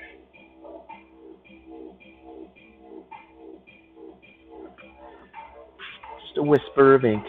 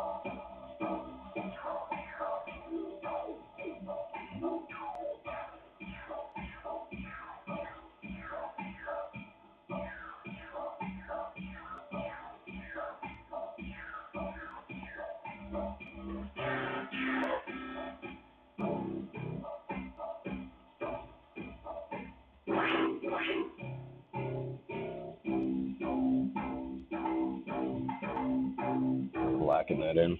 There we go.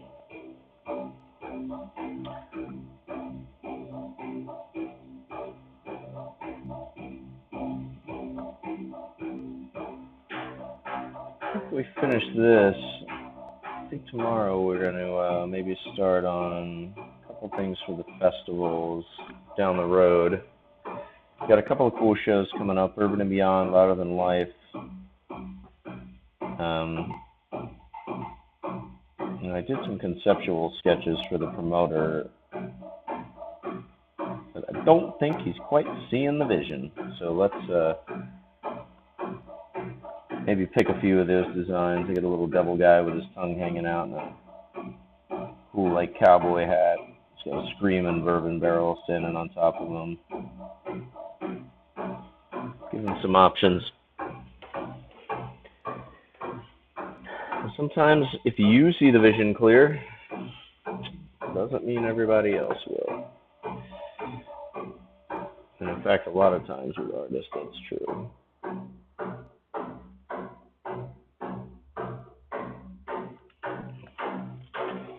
It's like those paintings that were popular in the 90s.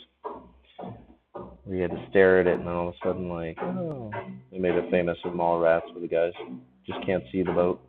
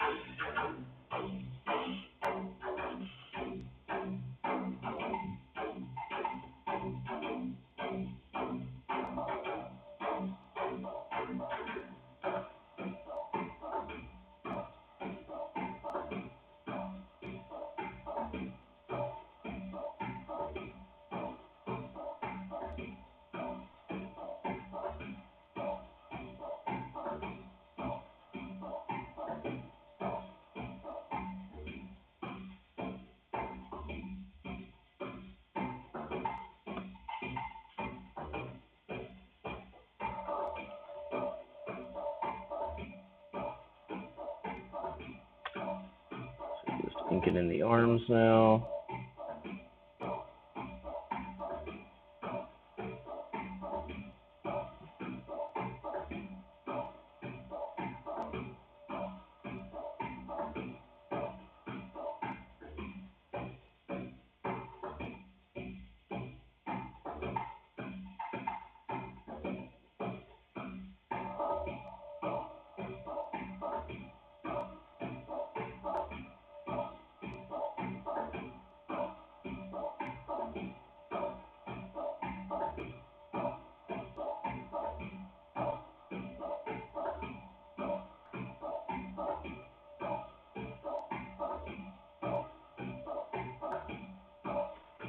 There we go. There we go. Really get those arm muscles, roots, whatever they are, really accentuated.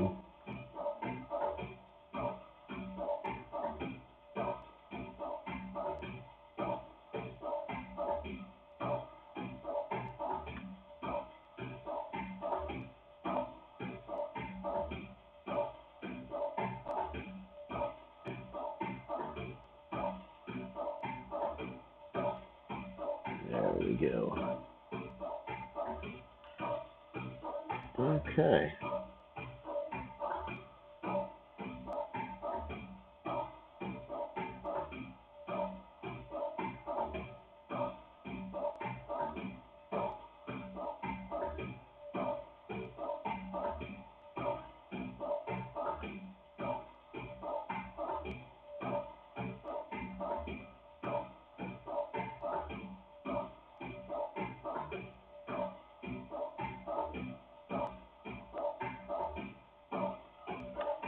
Elbow. He has like multiple elbows.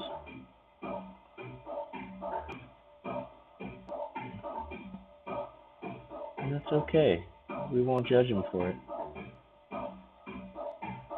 Woo! And bringing on up underneath the armor, top part of the tank.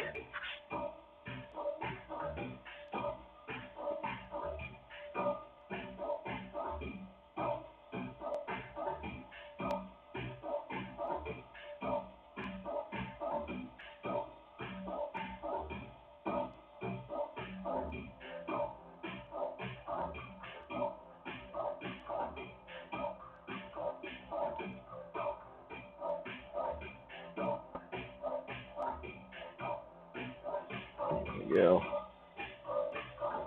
And even on the armor, we'll, like same up here, we'll kind of roll the metal.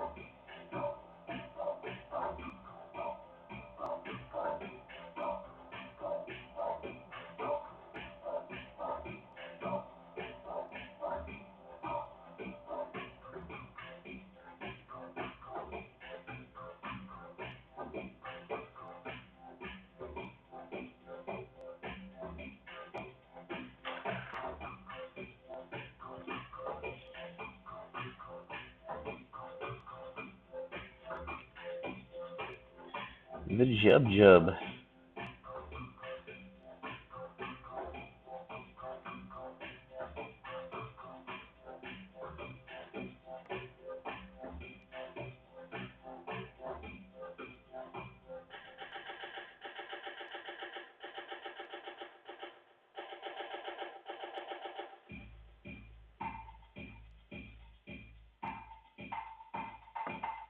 There we go.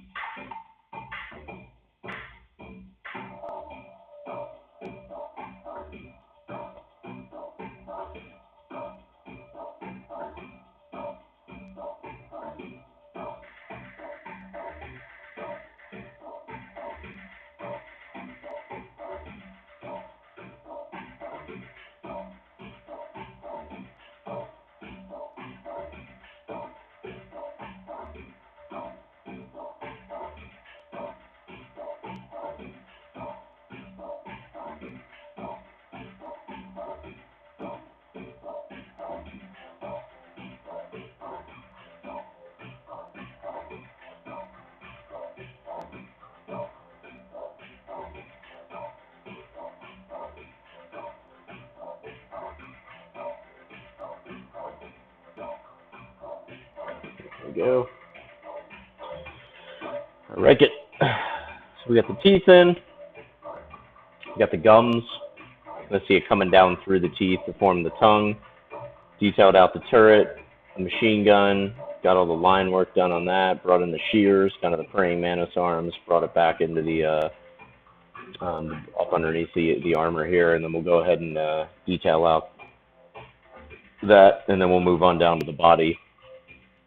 And from there, we'll drop in the actual background within the picture frame here, and then do the edging on that. So, thank you guys for hanging out and watching, and yeah, let's see if we just may finish this painting tonight. Stranger things have happened. Like the other night on the mosquito painting, I thought it was going to take at least 2 nights to finish. Knocked it out in 1 night. So Tuesday I had to play a rerun. Because I'm trying to with the Twitch stream to make it, you know, aces. Nice professional paintings, you know, the full studio treatment.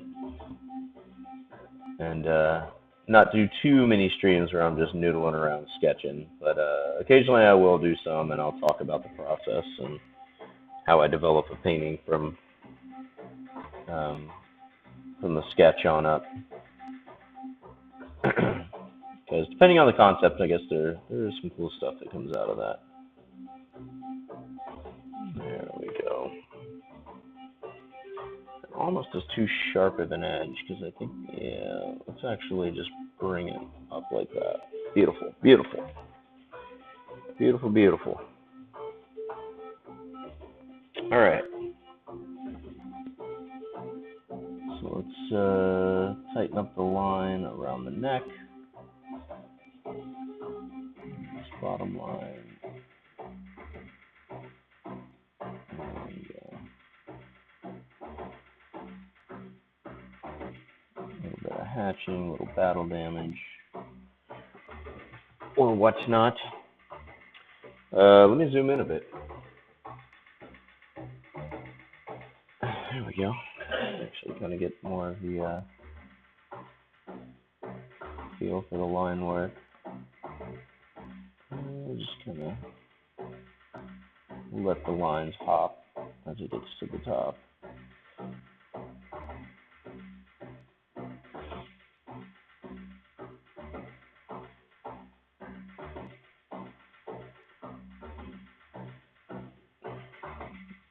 And we'll bring that into like a fold on the metal. There we go.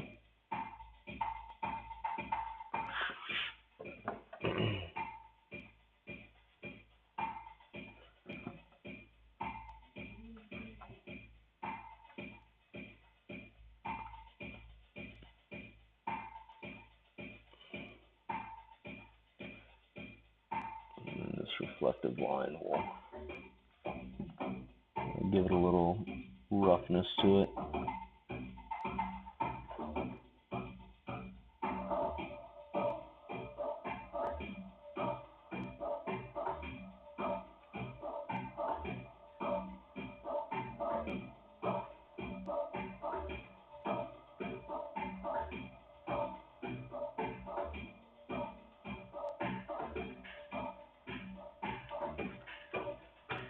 Moonwitch, what's up? It is going wonderful. How was your stream?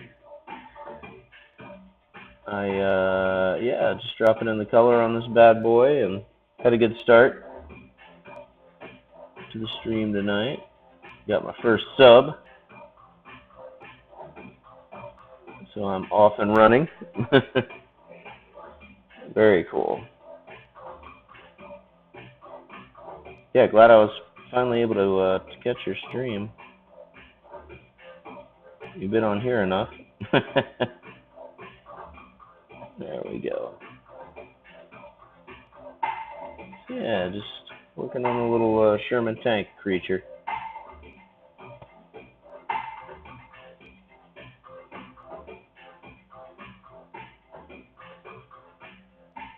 There we go. Cool.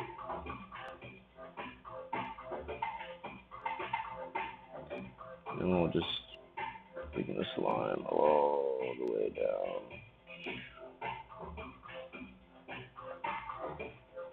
Yeah, thank you. I know, badge of honor, right? Got the sub button.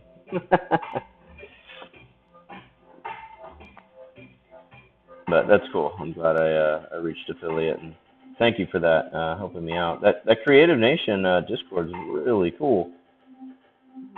I was checking out some other people's artwork today, and yeah, I'm glad that exists because that is going to be a very useful tool, and I'm glad they're building that up. And I will contribute when I can and where I can. I did post one of my finished pieces, and I'll post a few more tomorrow, or maybe later tonight, depending how much I got in me after streaming. There we go. And yeah, I gotta fix that. That autofocus is going in and out quite a bit.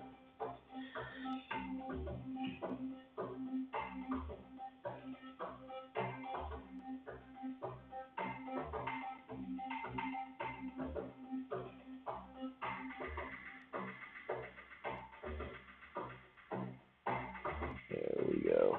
It moves nice lines like that. Almost gives it like a beetle shell feeling. Curl it at the bottom there.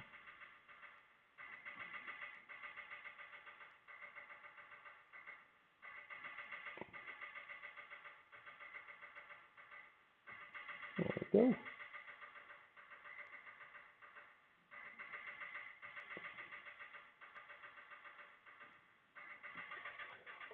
All right.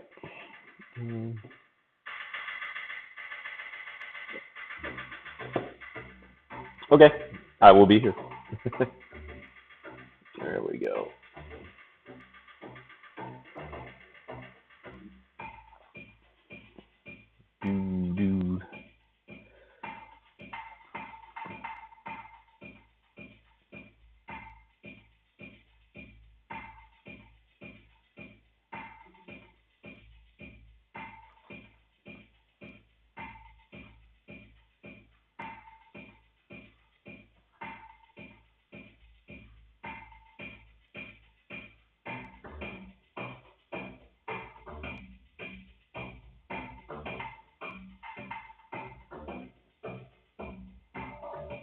There we go.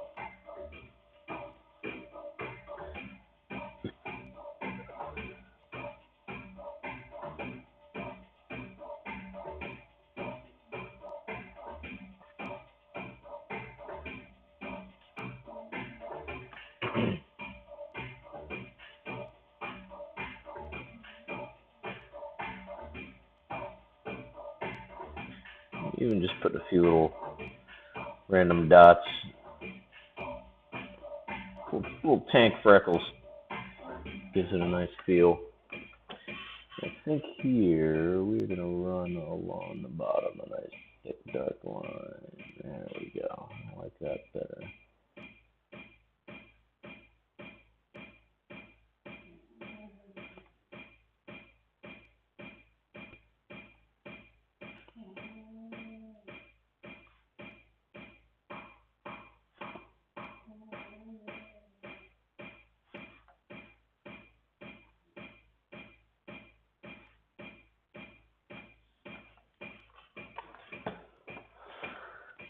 All right.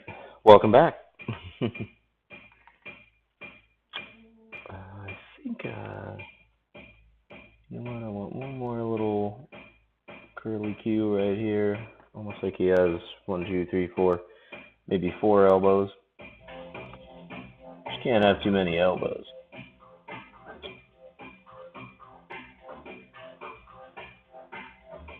Boom. Yeah, I'll tighten that up. All right. Touch there and there and there and there. There we go. Okay. Let me zoom out so we can take a look at that Whoop, that would not be zoom out. There we go. So we got the green in, almost like a mantis green, nice and bright. I think that'll contrast nicely with the sunset or whatever nuclear sky I put behind him. And then, there goes the sketch. Added kind of blended it in some of this bluish color, and then this color I'm going to bring down to at least the bone structure here, and then we'll deal with what color to do this in the tip. I think that green might actually, we might bring that over a little bit and then do like a bright red, and then drop the background in. So, and we'll use that same red on the little picture frame portion of the connected. And then I'll find another nice color brown to do the signs with. Something that a nice white paint would contrast well with, and then we'll get in and do all the grass work. And kind of like over here, started to do a little bit of it. So, but all that little noodling and detail and whatnot will really help it along. And I think I'm going to go and silhouette these legs behind and kind of get the black, darkened part of him in. And then that way I can see in kind of full form what the silhouette of this creature looks like, with all the darks dropping in. Looking good. Thank you.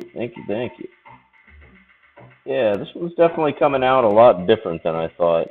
It's funny color-wise, and just how almost like more sci-fi color scheme, with the bright green, as opposed to like the typical Sherman olive drab. But I think that'll look really nice on the finished commission too, the bigger piece. If I'm gonna go surreal on the animalizing the vehicles and whatnot, I guess colors would be the next step in bringing that to like a different dimension. Yeah, each project does have a mind of its own, I like it though. That's why I do a lot of splatters too. A good, maybe 20% of my work is not my fault. It just happens.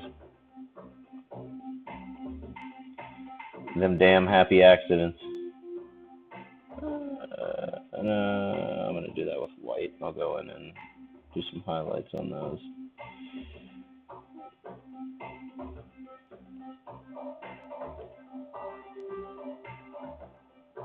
Yeah, I mean, even positioning, I mean, that original sketch was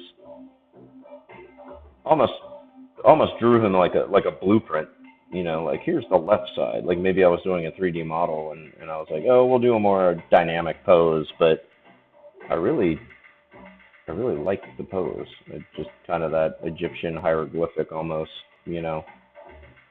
sideways pose of the creature. So I was like, all right, the concept piece, cool. And then the big commission will definitely be a lot more dynamic as they're crawling up. There's about maybe somewhere between 5 and 10 of these creatures will be crawling up a hill to the cathedral at St. Lo, France, which was one of the only standing structures after the battle. Everything else was pretty much reduced to rubble. And so they're all going to be crawling up, and they'll contrast nicely with like the bishop that's going to be at the top of the hill with his arms outstretched, and his face is kind of blowing off in the wind, and but he'll be in a lot of golds and reds. So to bring in the greens and teals and whatnot, will contrast nicely. It'll be a very bright painting. In my mind, I can't see it yet because it's the painting's so big. But once it's I start dropping in the colors and everything, it'll be kind of, like you said, it'll have a mind of its own. But I'm really excited to get started on the bigger version of this, and I know the client's just excited to finally get the damn thing done. So.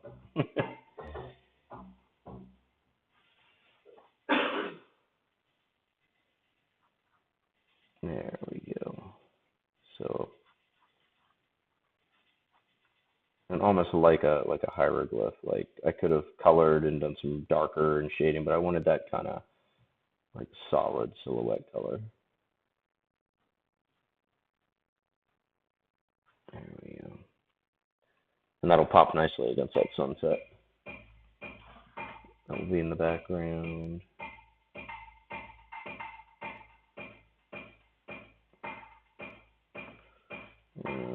Here, and then we'll get these little spots in the back.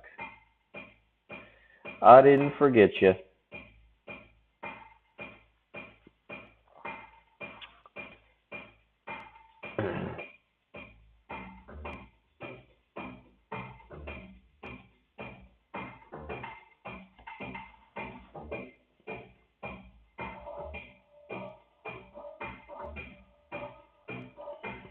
There we go.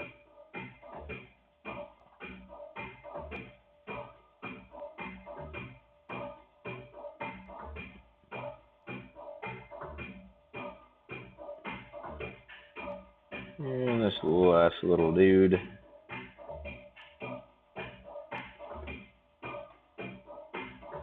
Ooh, there we go.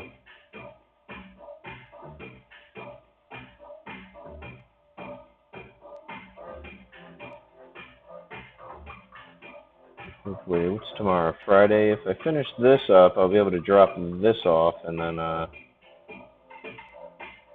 I forgot to check today to see if they finished my scan of the mosquito, the MG42 mosquito. Because I want to add, I have the whale, but I want to add the whale and the mosquito to the image slideshow and whatnot. I think all of them, yeah, except for the mosquito, are up online right now too. So there we go. Yeah, and then I may even go in like when I'm doing the blue and splatter paint a little bit and whatnot. So give it that little bit of texture. So excuse my yawning. It's not you, it's me. Not enough PBRs. I do want to do is right in here. We'll bring in a little bit darker of a line and maybe some more hatching. Kind of set that arm back. There we go.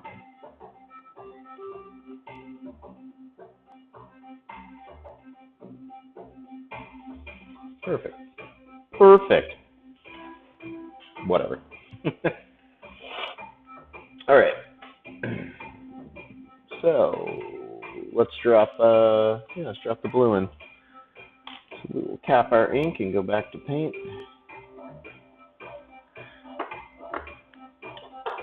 And honestly, before that, I'm going to take a real quick break and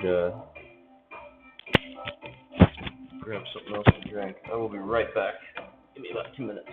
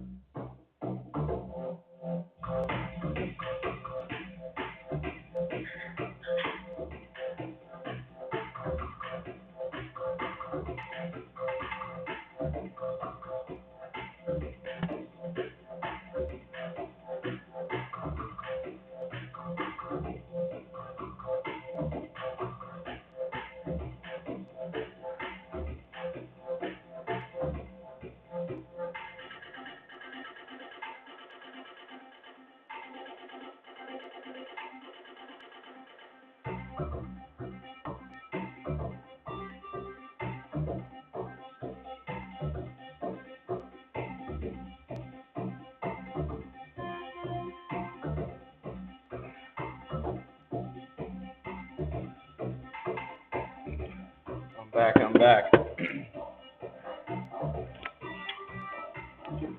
All right. Woo! Back into the brush.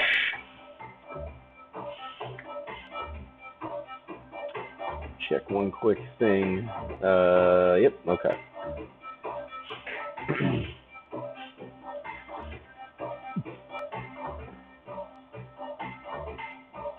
What were you working on tonight, Moon? Was that earrings or necklace, or I don't know if I caught what exactly that was. I saw some in the image slideshow that were really cool. I'll point them out next time I'm watching you.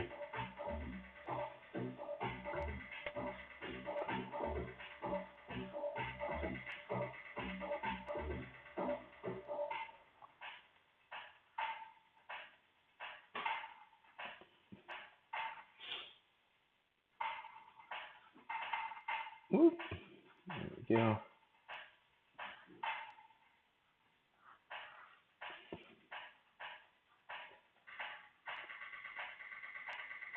And then as I paint, just kind of follow the flow.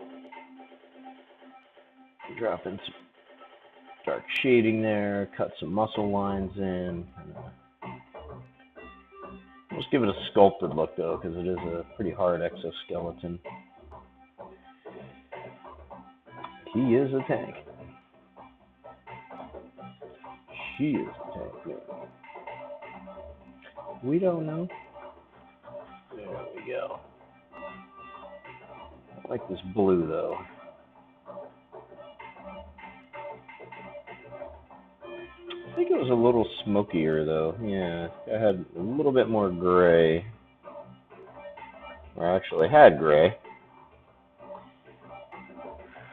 There we go. So we can just kind of go over that and tint it.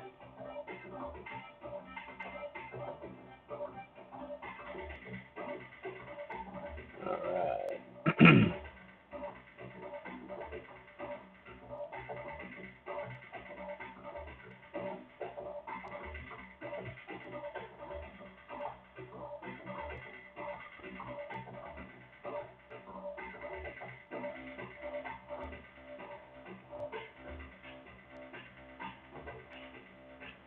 And the idea is to kind of follow the form, but also give it some texture as well. You know, all about layer and that texture. All about it. There we go. A little more of that, a little bit of gray.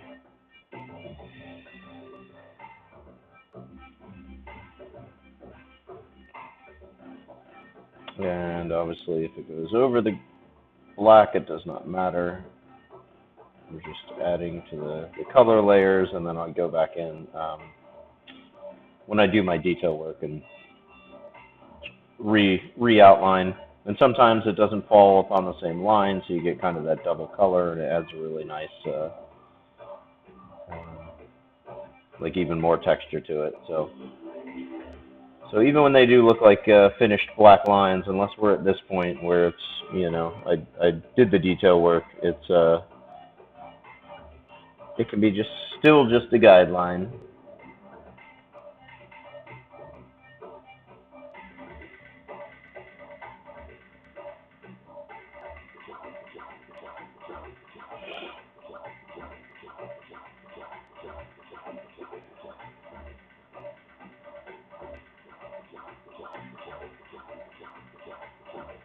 This would be a nice series, though. I'm trying to think of what vehicles I want to do next that are.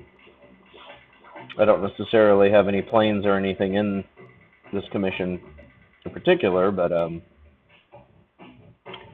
think I do want to kind of continue the series, and always wanted to do a little gremlin series as well, like the little animals they thought made everything go wrong when they were on a bombing run over Russia.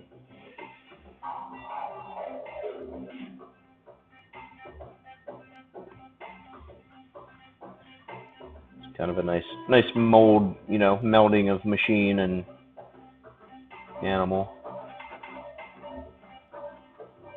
Gives me like the anatomy of the animal and the anatomy of the machine to kind of play with.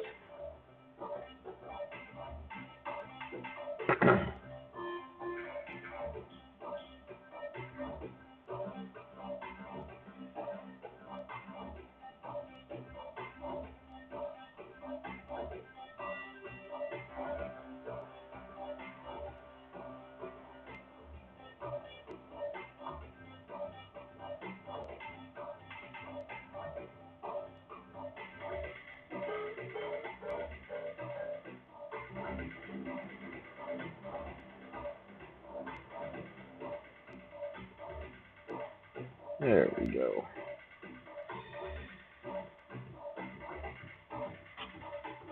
Cool.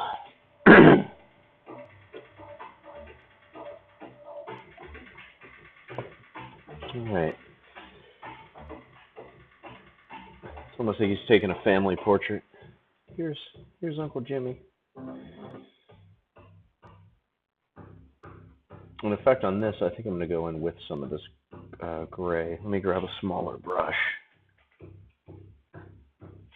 And you are it.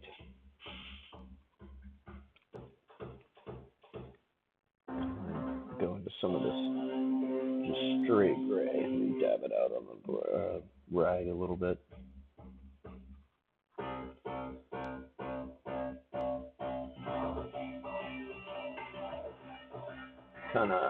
There we go. Some really dark areas, Bring out some of those areas that are hidden way up underneath the bone or the exoskeleton structure. And we can also bring a little bit out right up underneath where the armor is, and the actual tank body. I'm going to set that back a bit. There we go.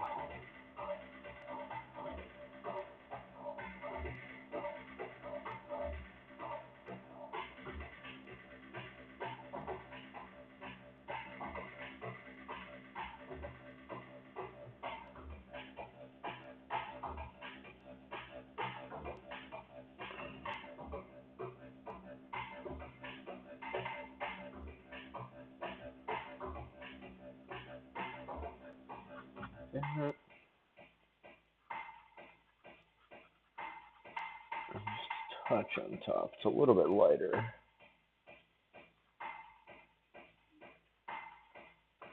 There we go.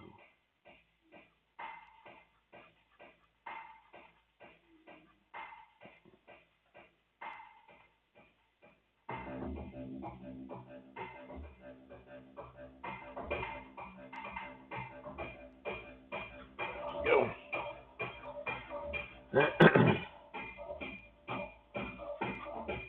Wipe some of that out.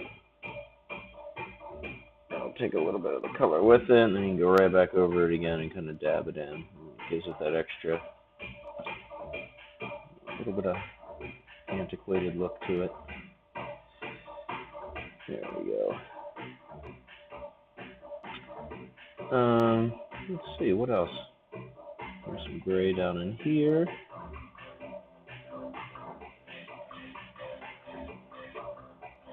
Sugar's Tunes picking up.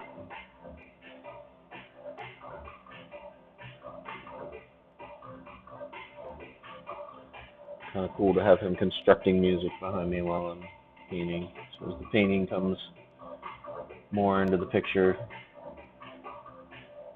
music builds. There we go.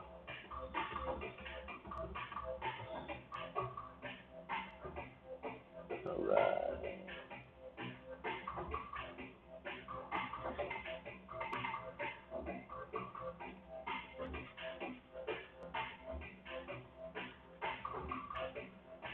There we go.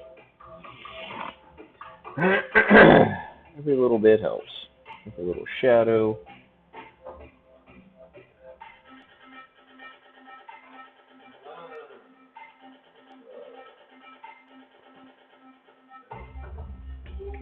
Whoa. Sugar dropped the bass. The sub wasn't on. Oh, the sub wasn't on. I was trying to figure out why none of the subby subs are coming through. That's unacceptable. That one. That's a subby sound for sure.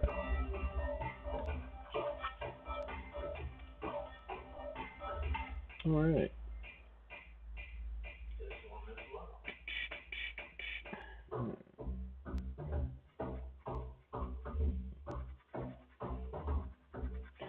All about problem solving. Why does the bass sound like the sound system at Chuck E. Cheese?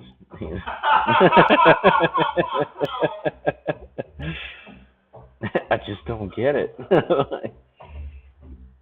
That fucking rat's dropping harder bass.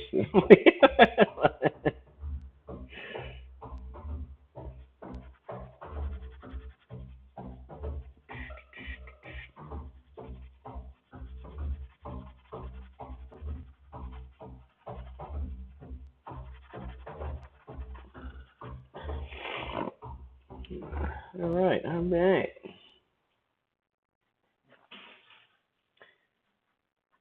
Yes, and end each song with a fart noise. And each song with a fart noise? Maximilian would love you for. It's called toddler techno. It truly is. All right. Toddlers probably make better versions of this than me. Yeah, on their xylophone, their popcorn pusher with the dome and the bulbs Yeah. that pop up when you.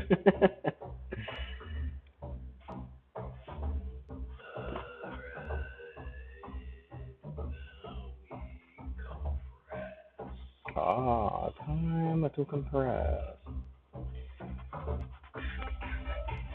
Oh, we got it all.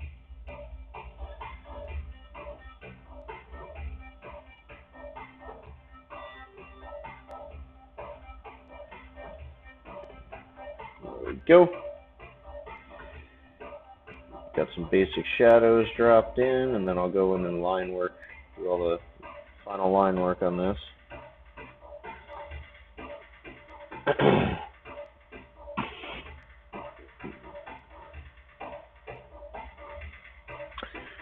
Two and a half hours. Oh, big stretch. Sip of beer. Thank you guys for hanging out. I appreciate it. Yeah, me too. Yes, Sugar appreciates it.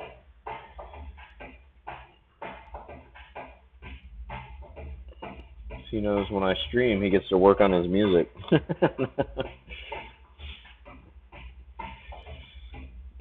It's just the beginning, though. We're gonna build up some cool ass shit with this channel.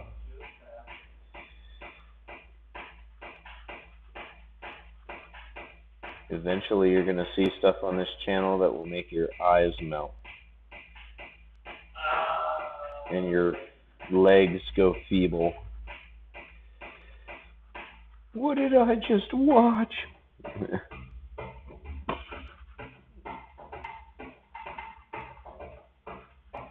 Just gotta find the time to do that shit.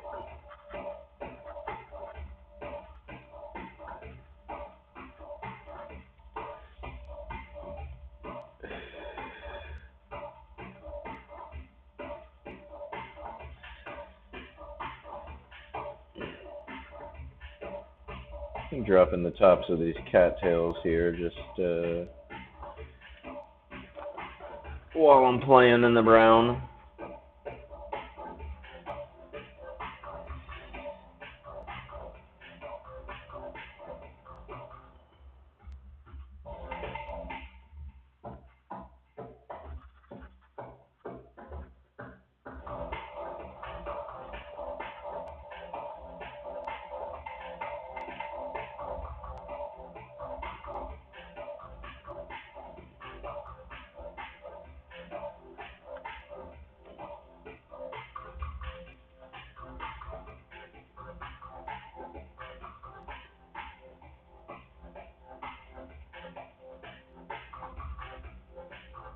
There we go. And I suppose we can hop over here and do these as well, because why not?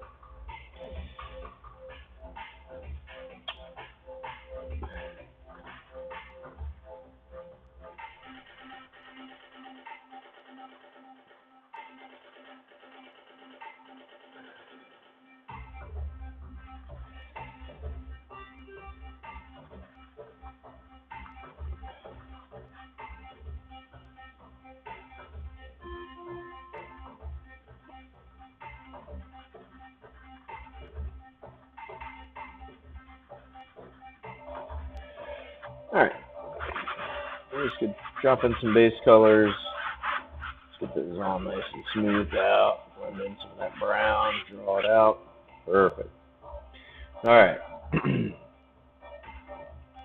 So, I think I'm going to go detail this out first. Not sure about the color scheme here. I have a couple different options. These are going to be bright red because it, deters predators. I know that, bright colors on certain insects and animals and whatnot, but, well, bright colors on most animals either means stay away or let's fuck. But in this guy's case, stay away. There we go. All right. So we start putting some of these thicker lines on the outer edge and kind of where they meet.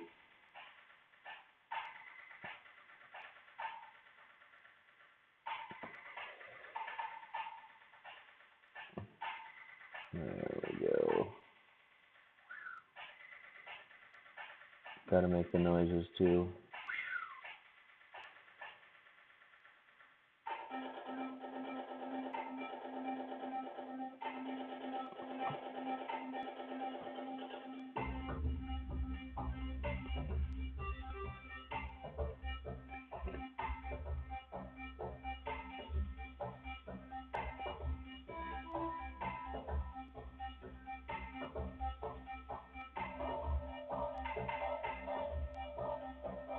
A little bit darker down here since it's at the bottom.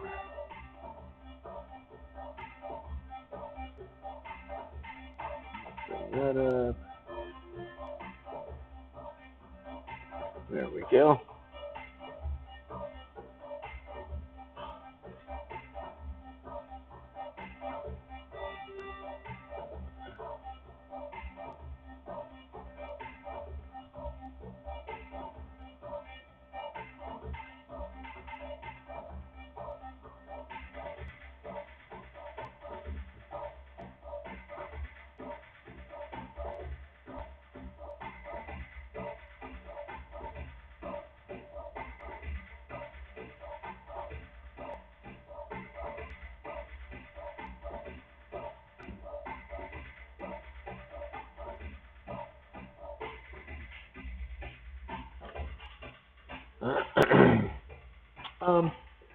About a zoom.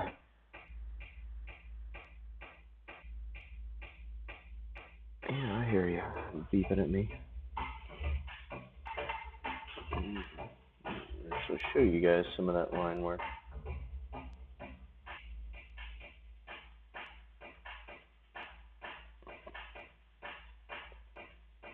the bottom of the sky real quick.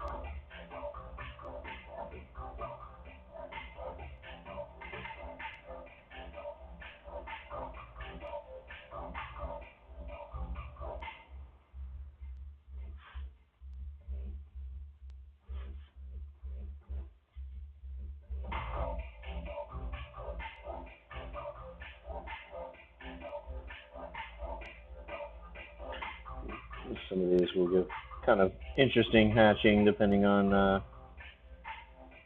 how we want the bone to move. Whoops. Just experimenting with some patterns and repetitions. Ah, itchy nose. I swear I didn't go do a bunch of lines on break.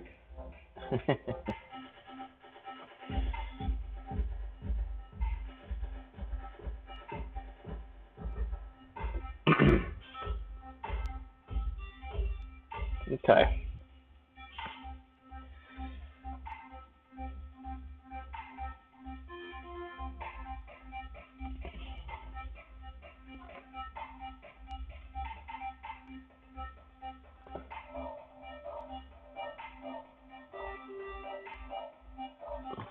There we go.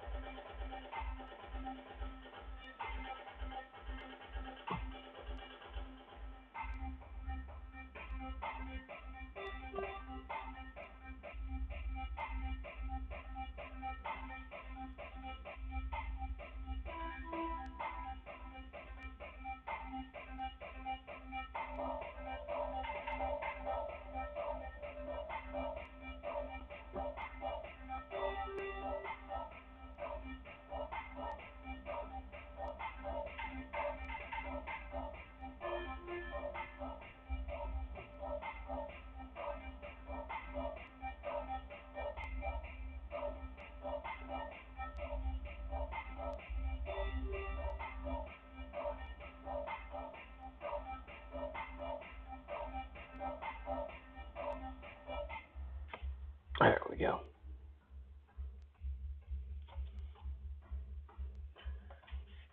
Okay, still working up here, which is good. Make sure I don't go flying off screen.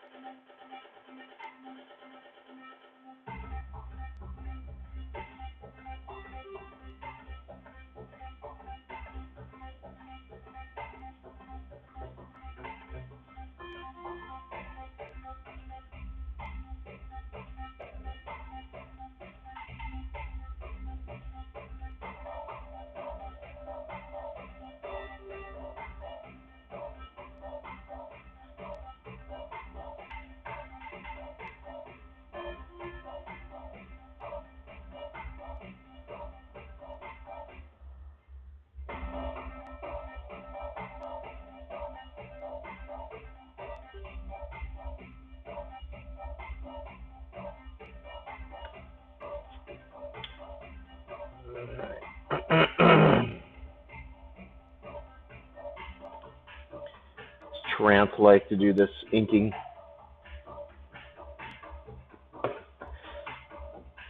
It's very therapeutic.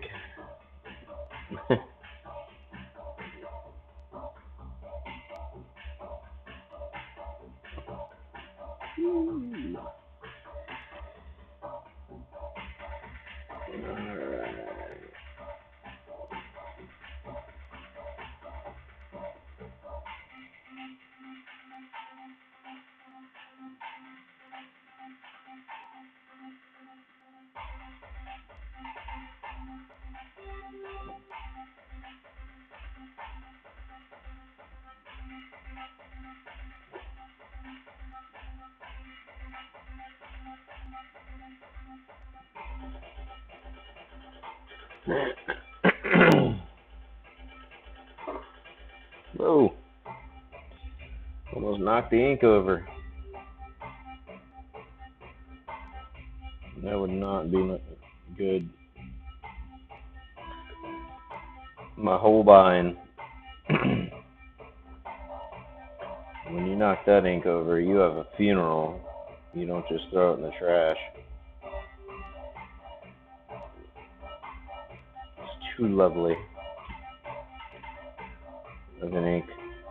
Not to pour a little bit out for the homie. There we go.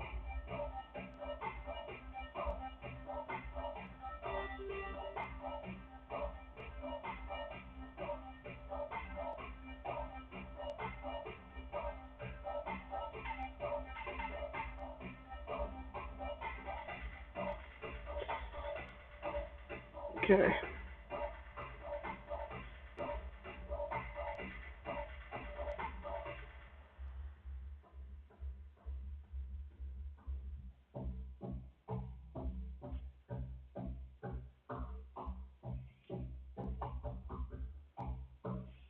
On camera, yep.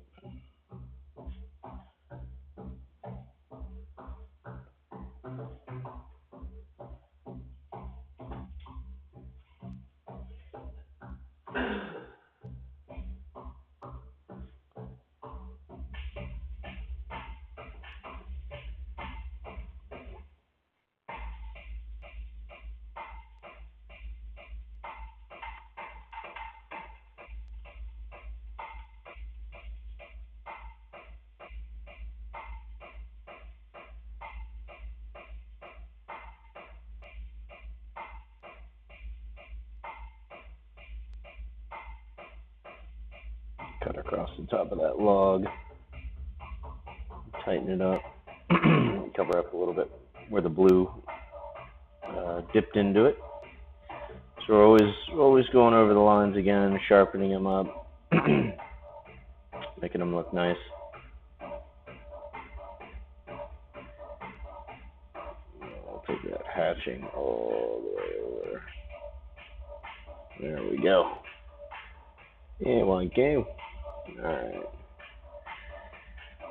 Let's get the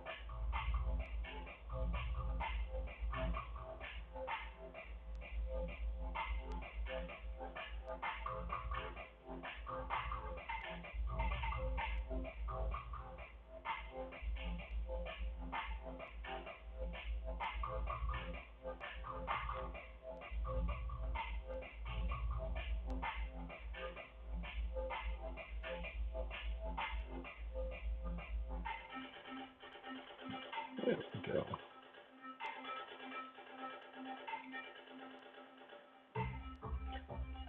Alright. Let's go ahead and zoom back. There we go. We got all that it almost looks like some weird wooden plant growing out of the out of the log. It definitely looks like if you screwed a light bulb in here, you'd have a really bitchin' looking lamp.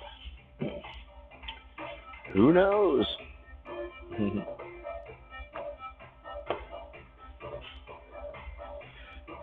Alright.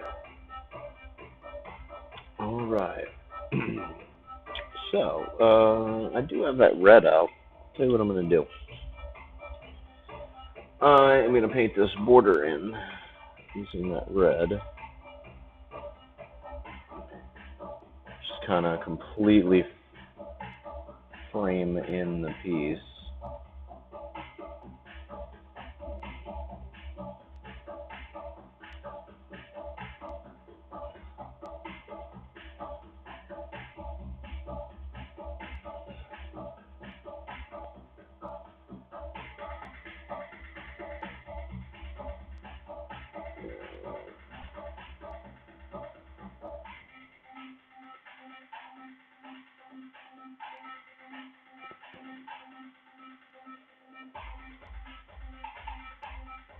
There we go.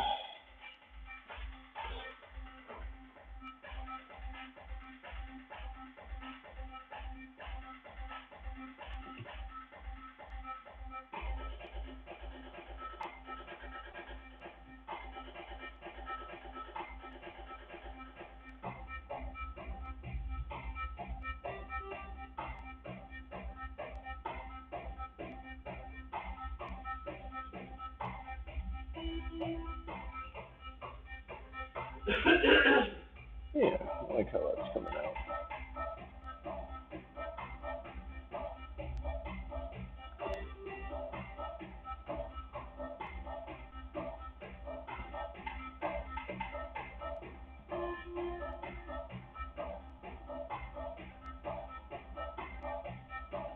There we go.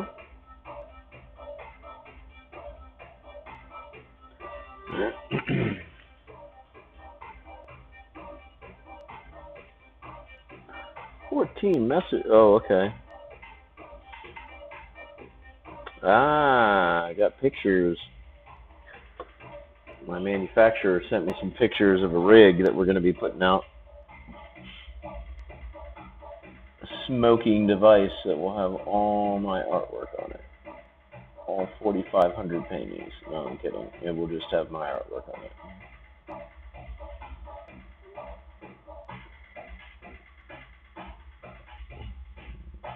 Right.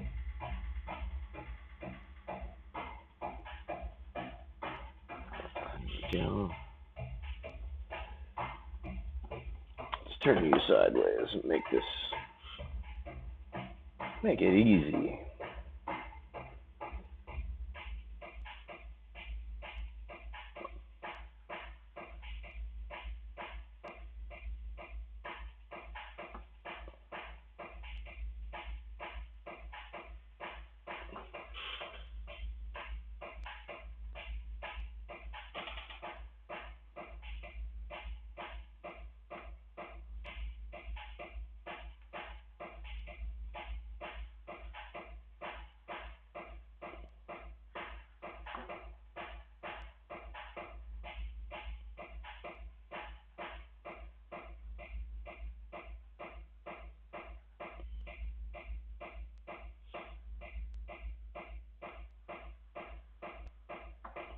Go. Alright, so now we have it framed.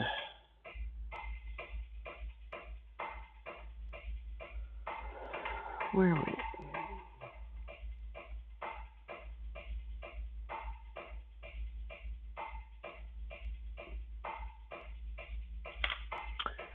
What we're gonna do? We pencil in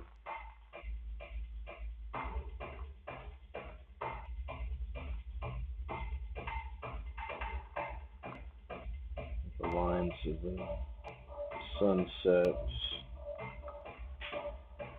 Some indication. We'll make it a little kind of a smoky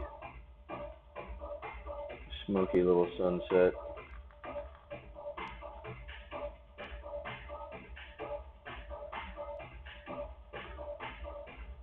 Like that. We'll do one more line like that.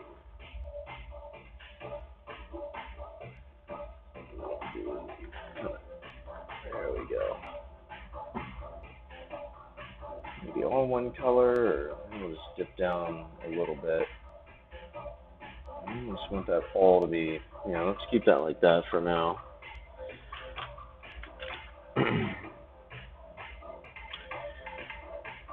I think I'm actually at a good stopping point for tonight. I've done about 3 hours. I'm going to try and hop on and do an extra long stream tomorrow, but I got a few things that I need to work on for my manufacturer, and yeah. So we got the tongue and the teeth and the gums in. We got all the green in of the Sherman tank. We got the, hold this up level with the camera. We got the blue in of his armor plating, kind of fleshed out in pencil where the sunset's going to be. Got the brown in. We'll detail that out tomorrow. We'll detail out the cattails as well, and drop the signs in, do all the final work. So looking forward to finishing this piece up tomorrow. Thank you guys for hanging out. Thanks, Cigars Are, for the sub. Moonwitch Dancing, thanks for all the help. And I will see you guys tomorrow, 9 o'clock. I might even try and hop on at 8 o'clock, get on a little bit earlier. So it is Friday night.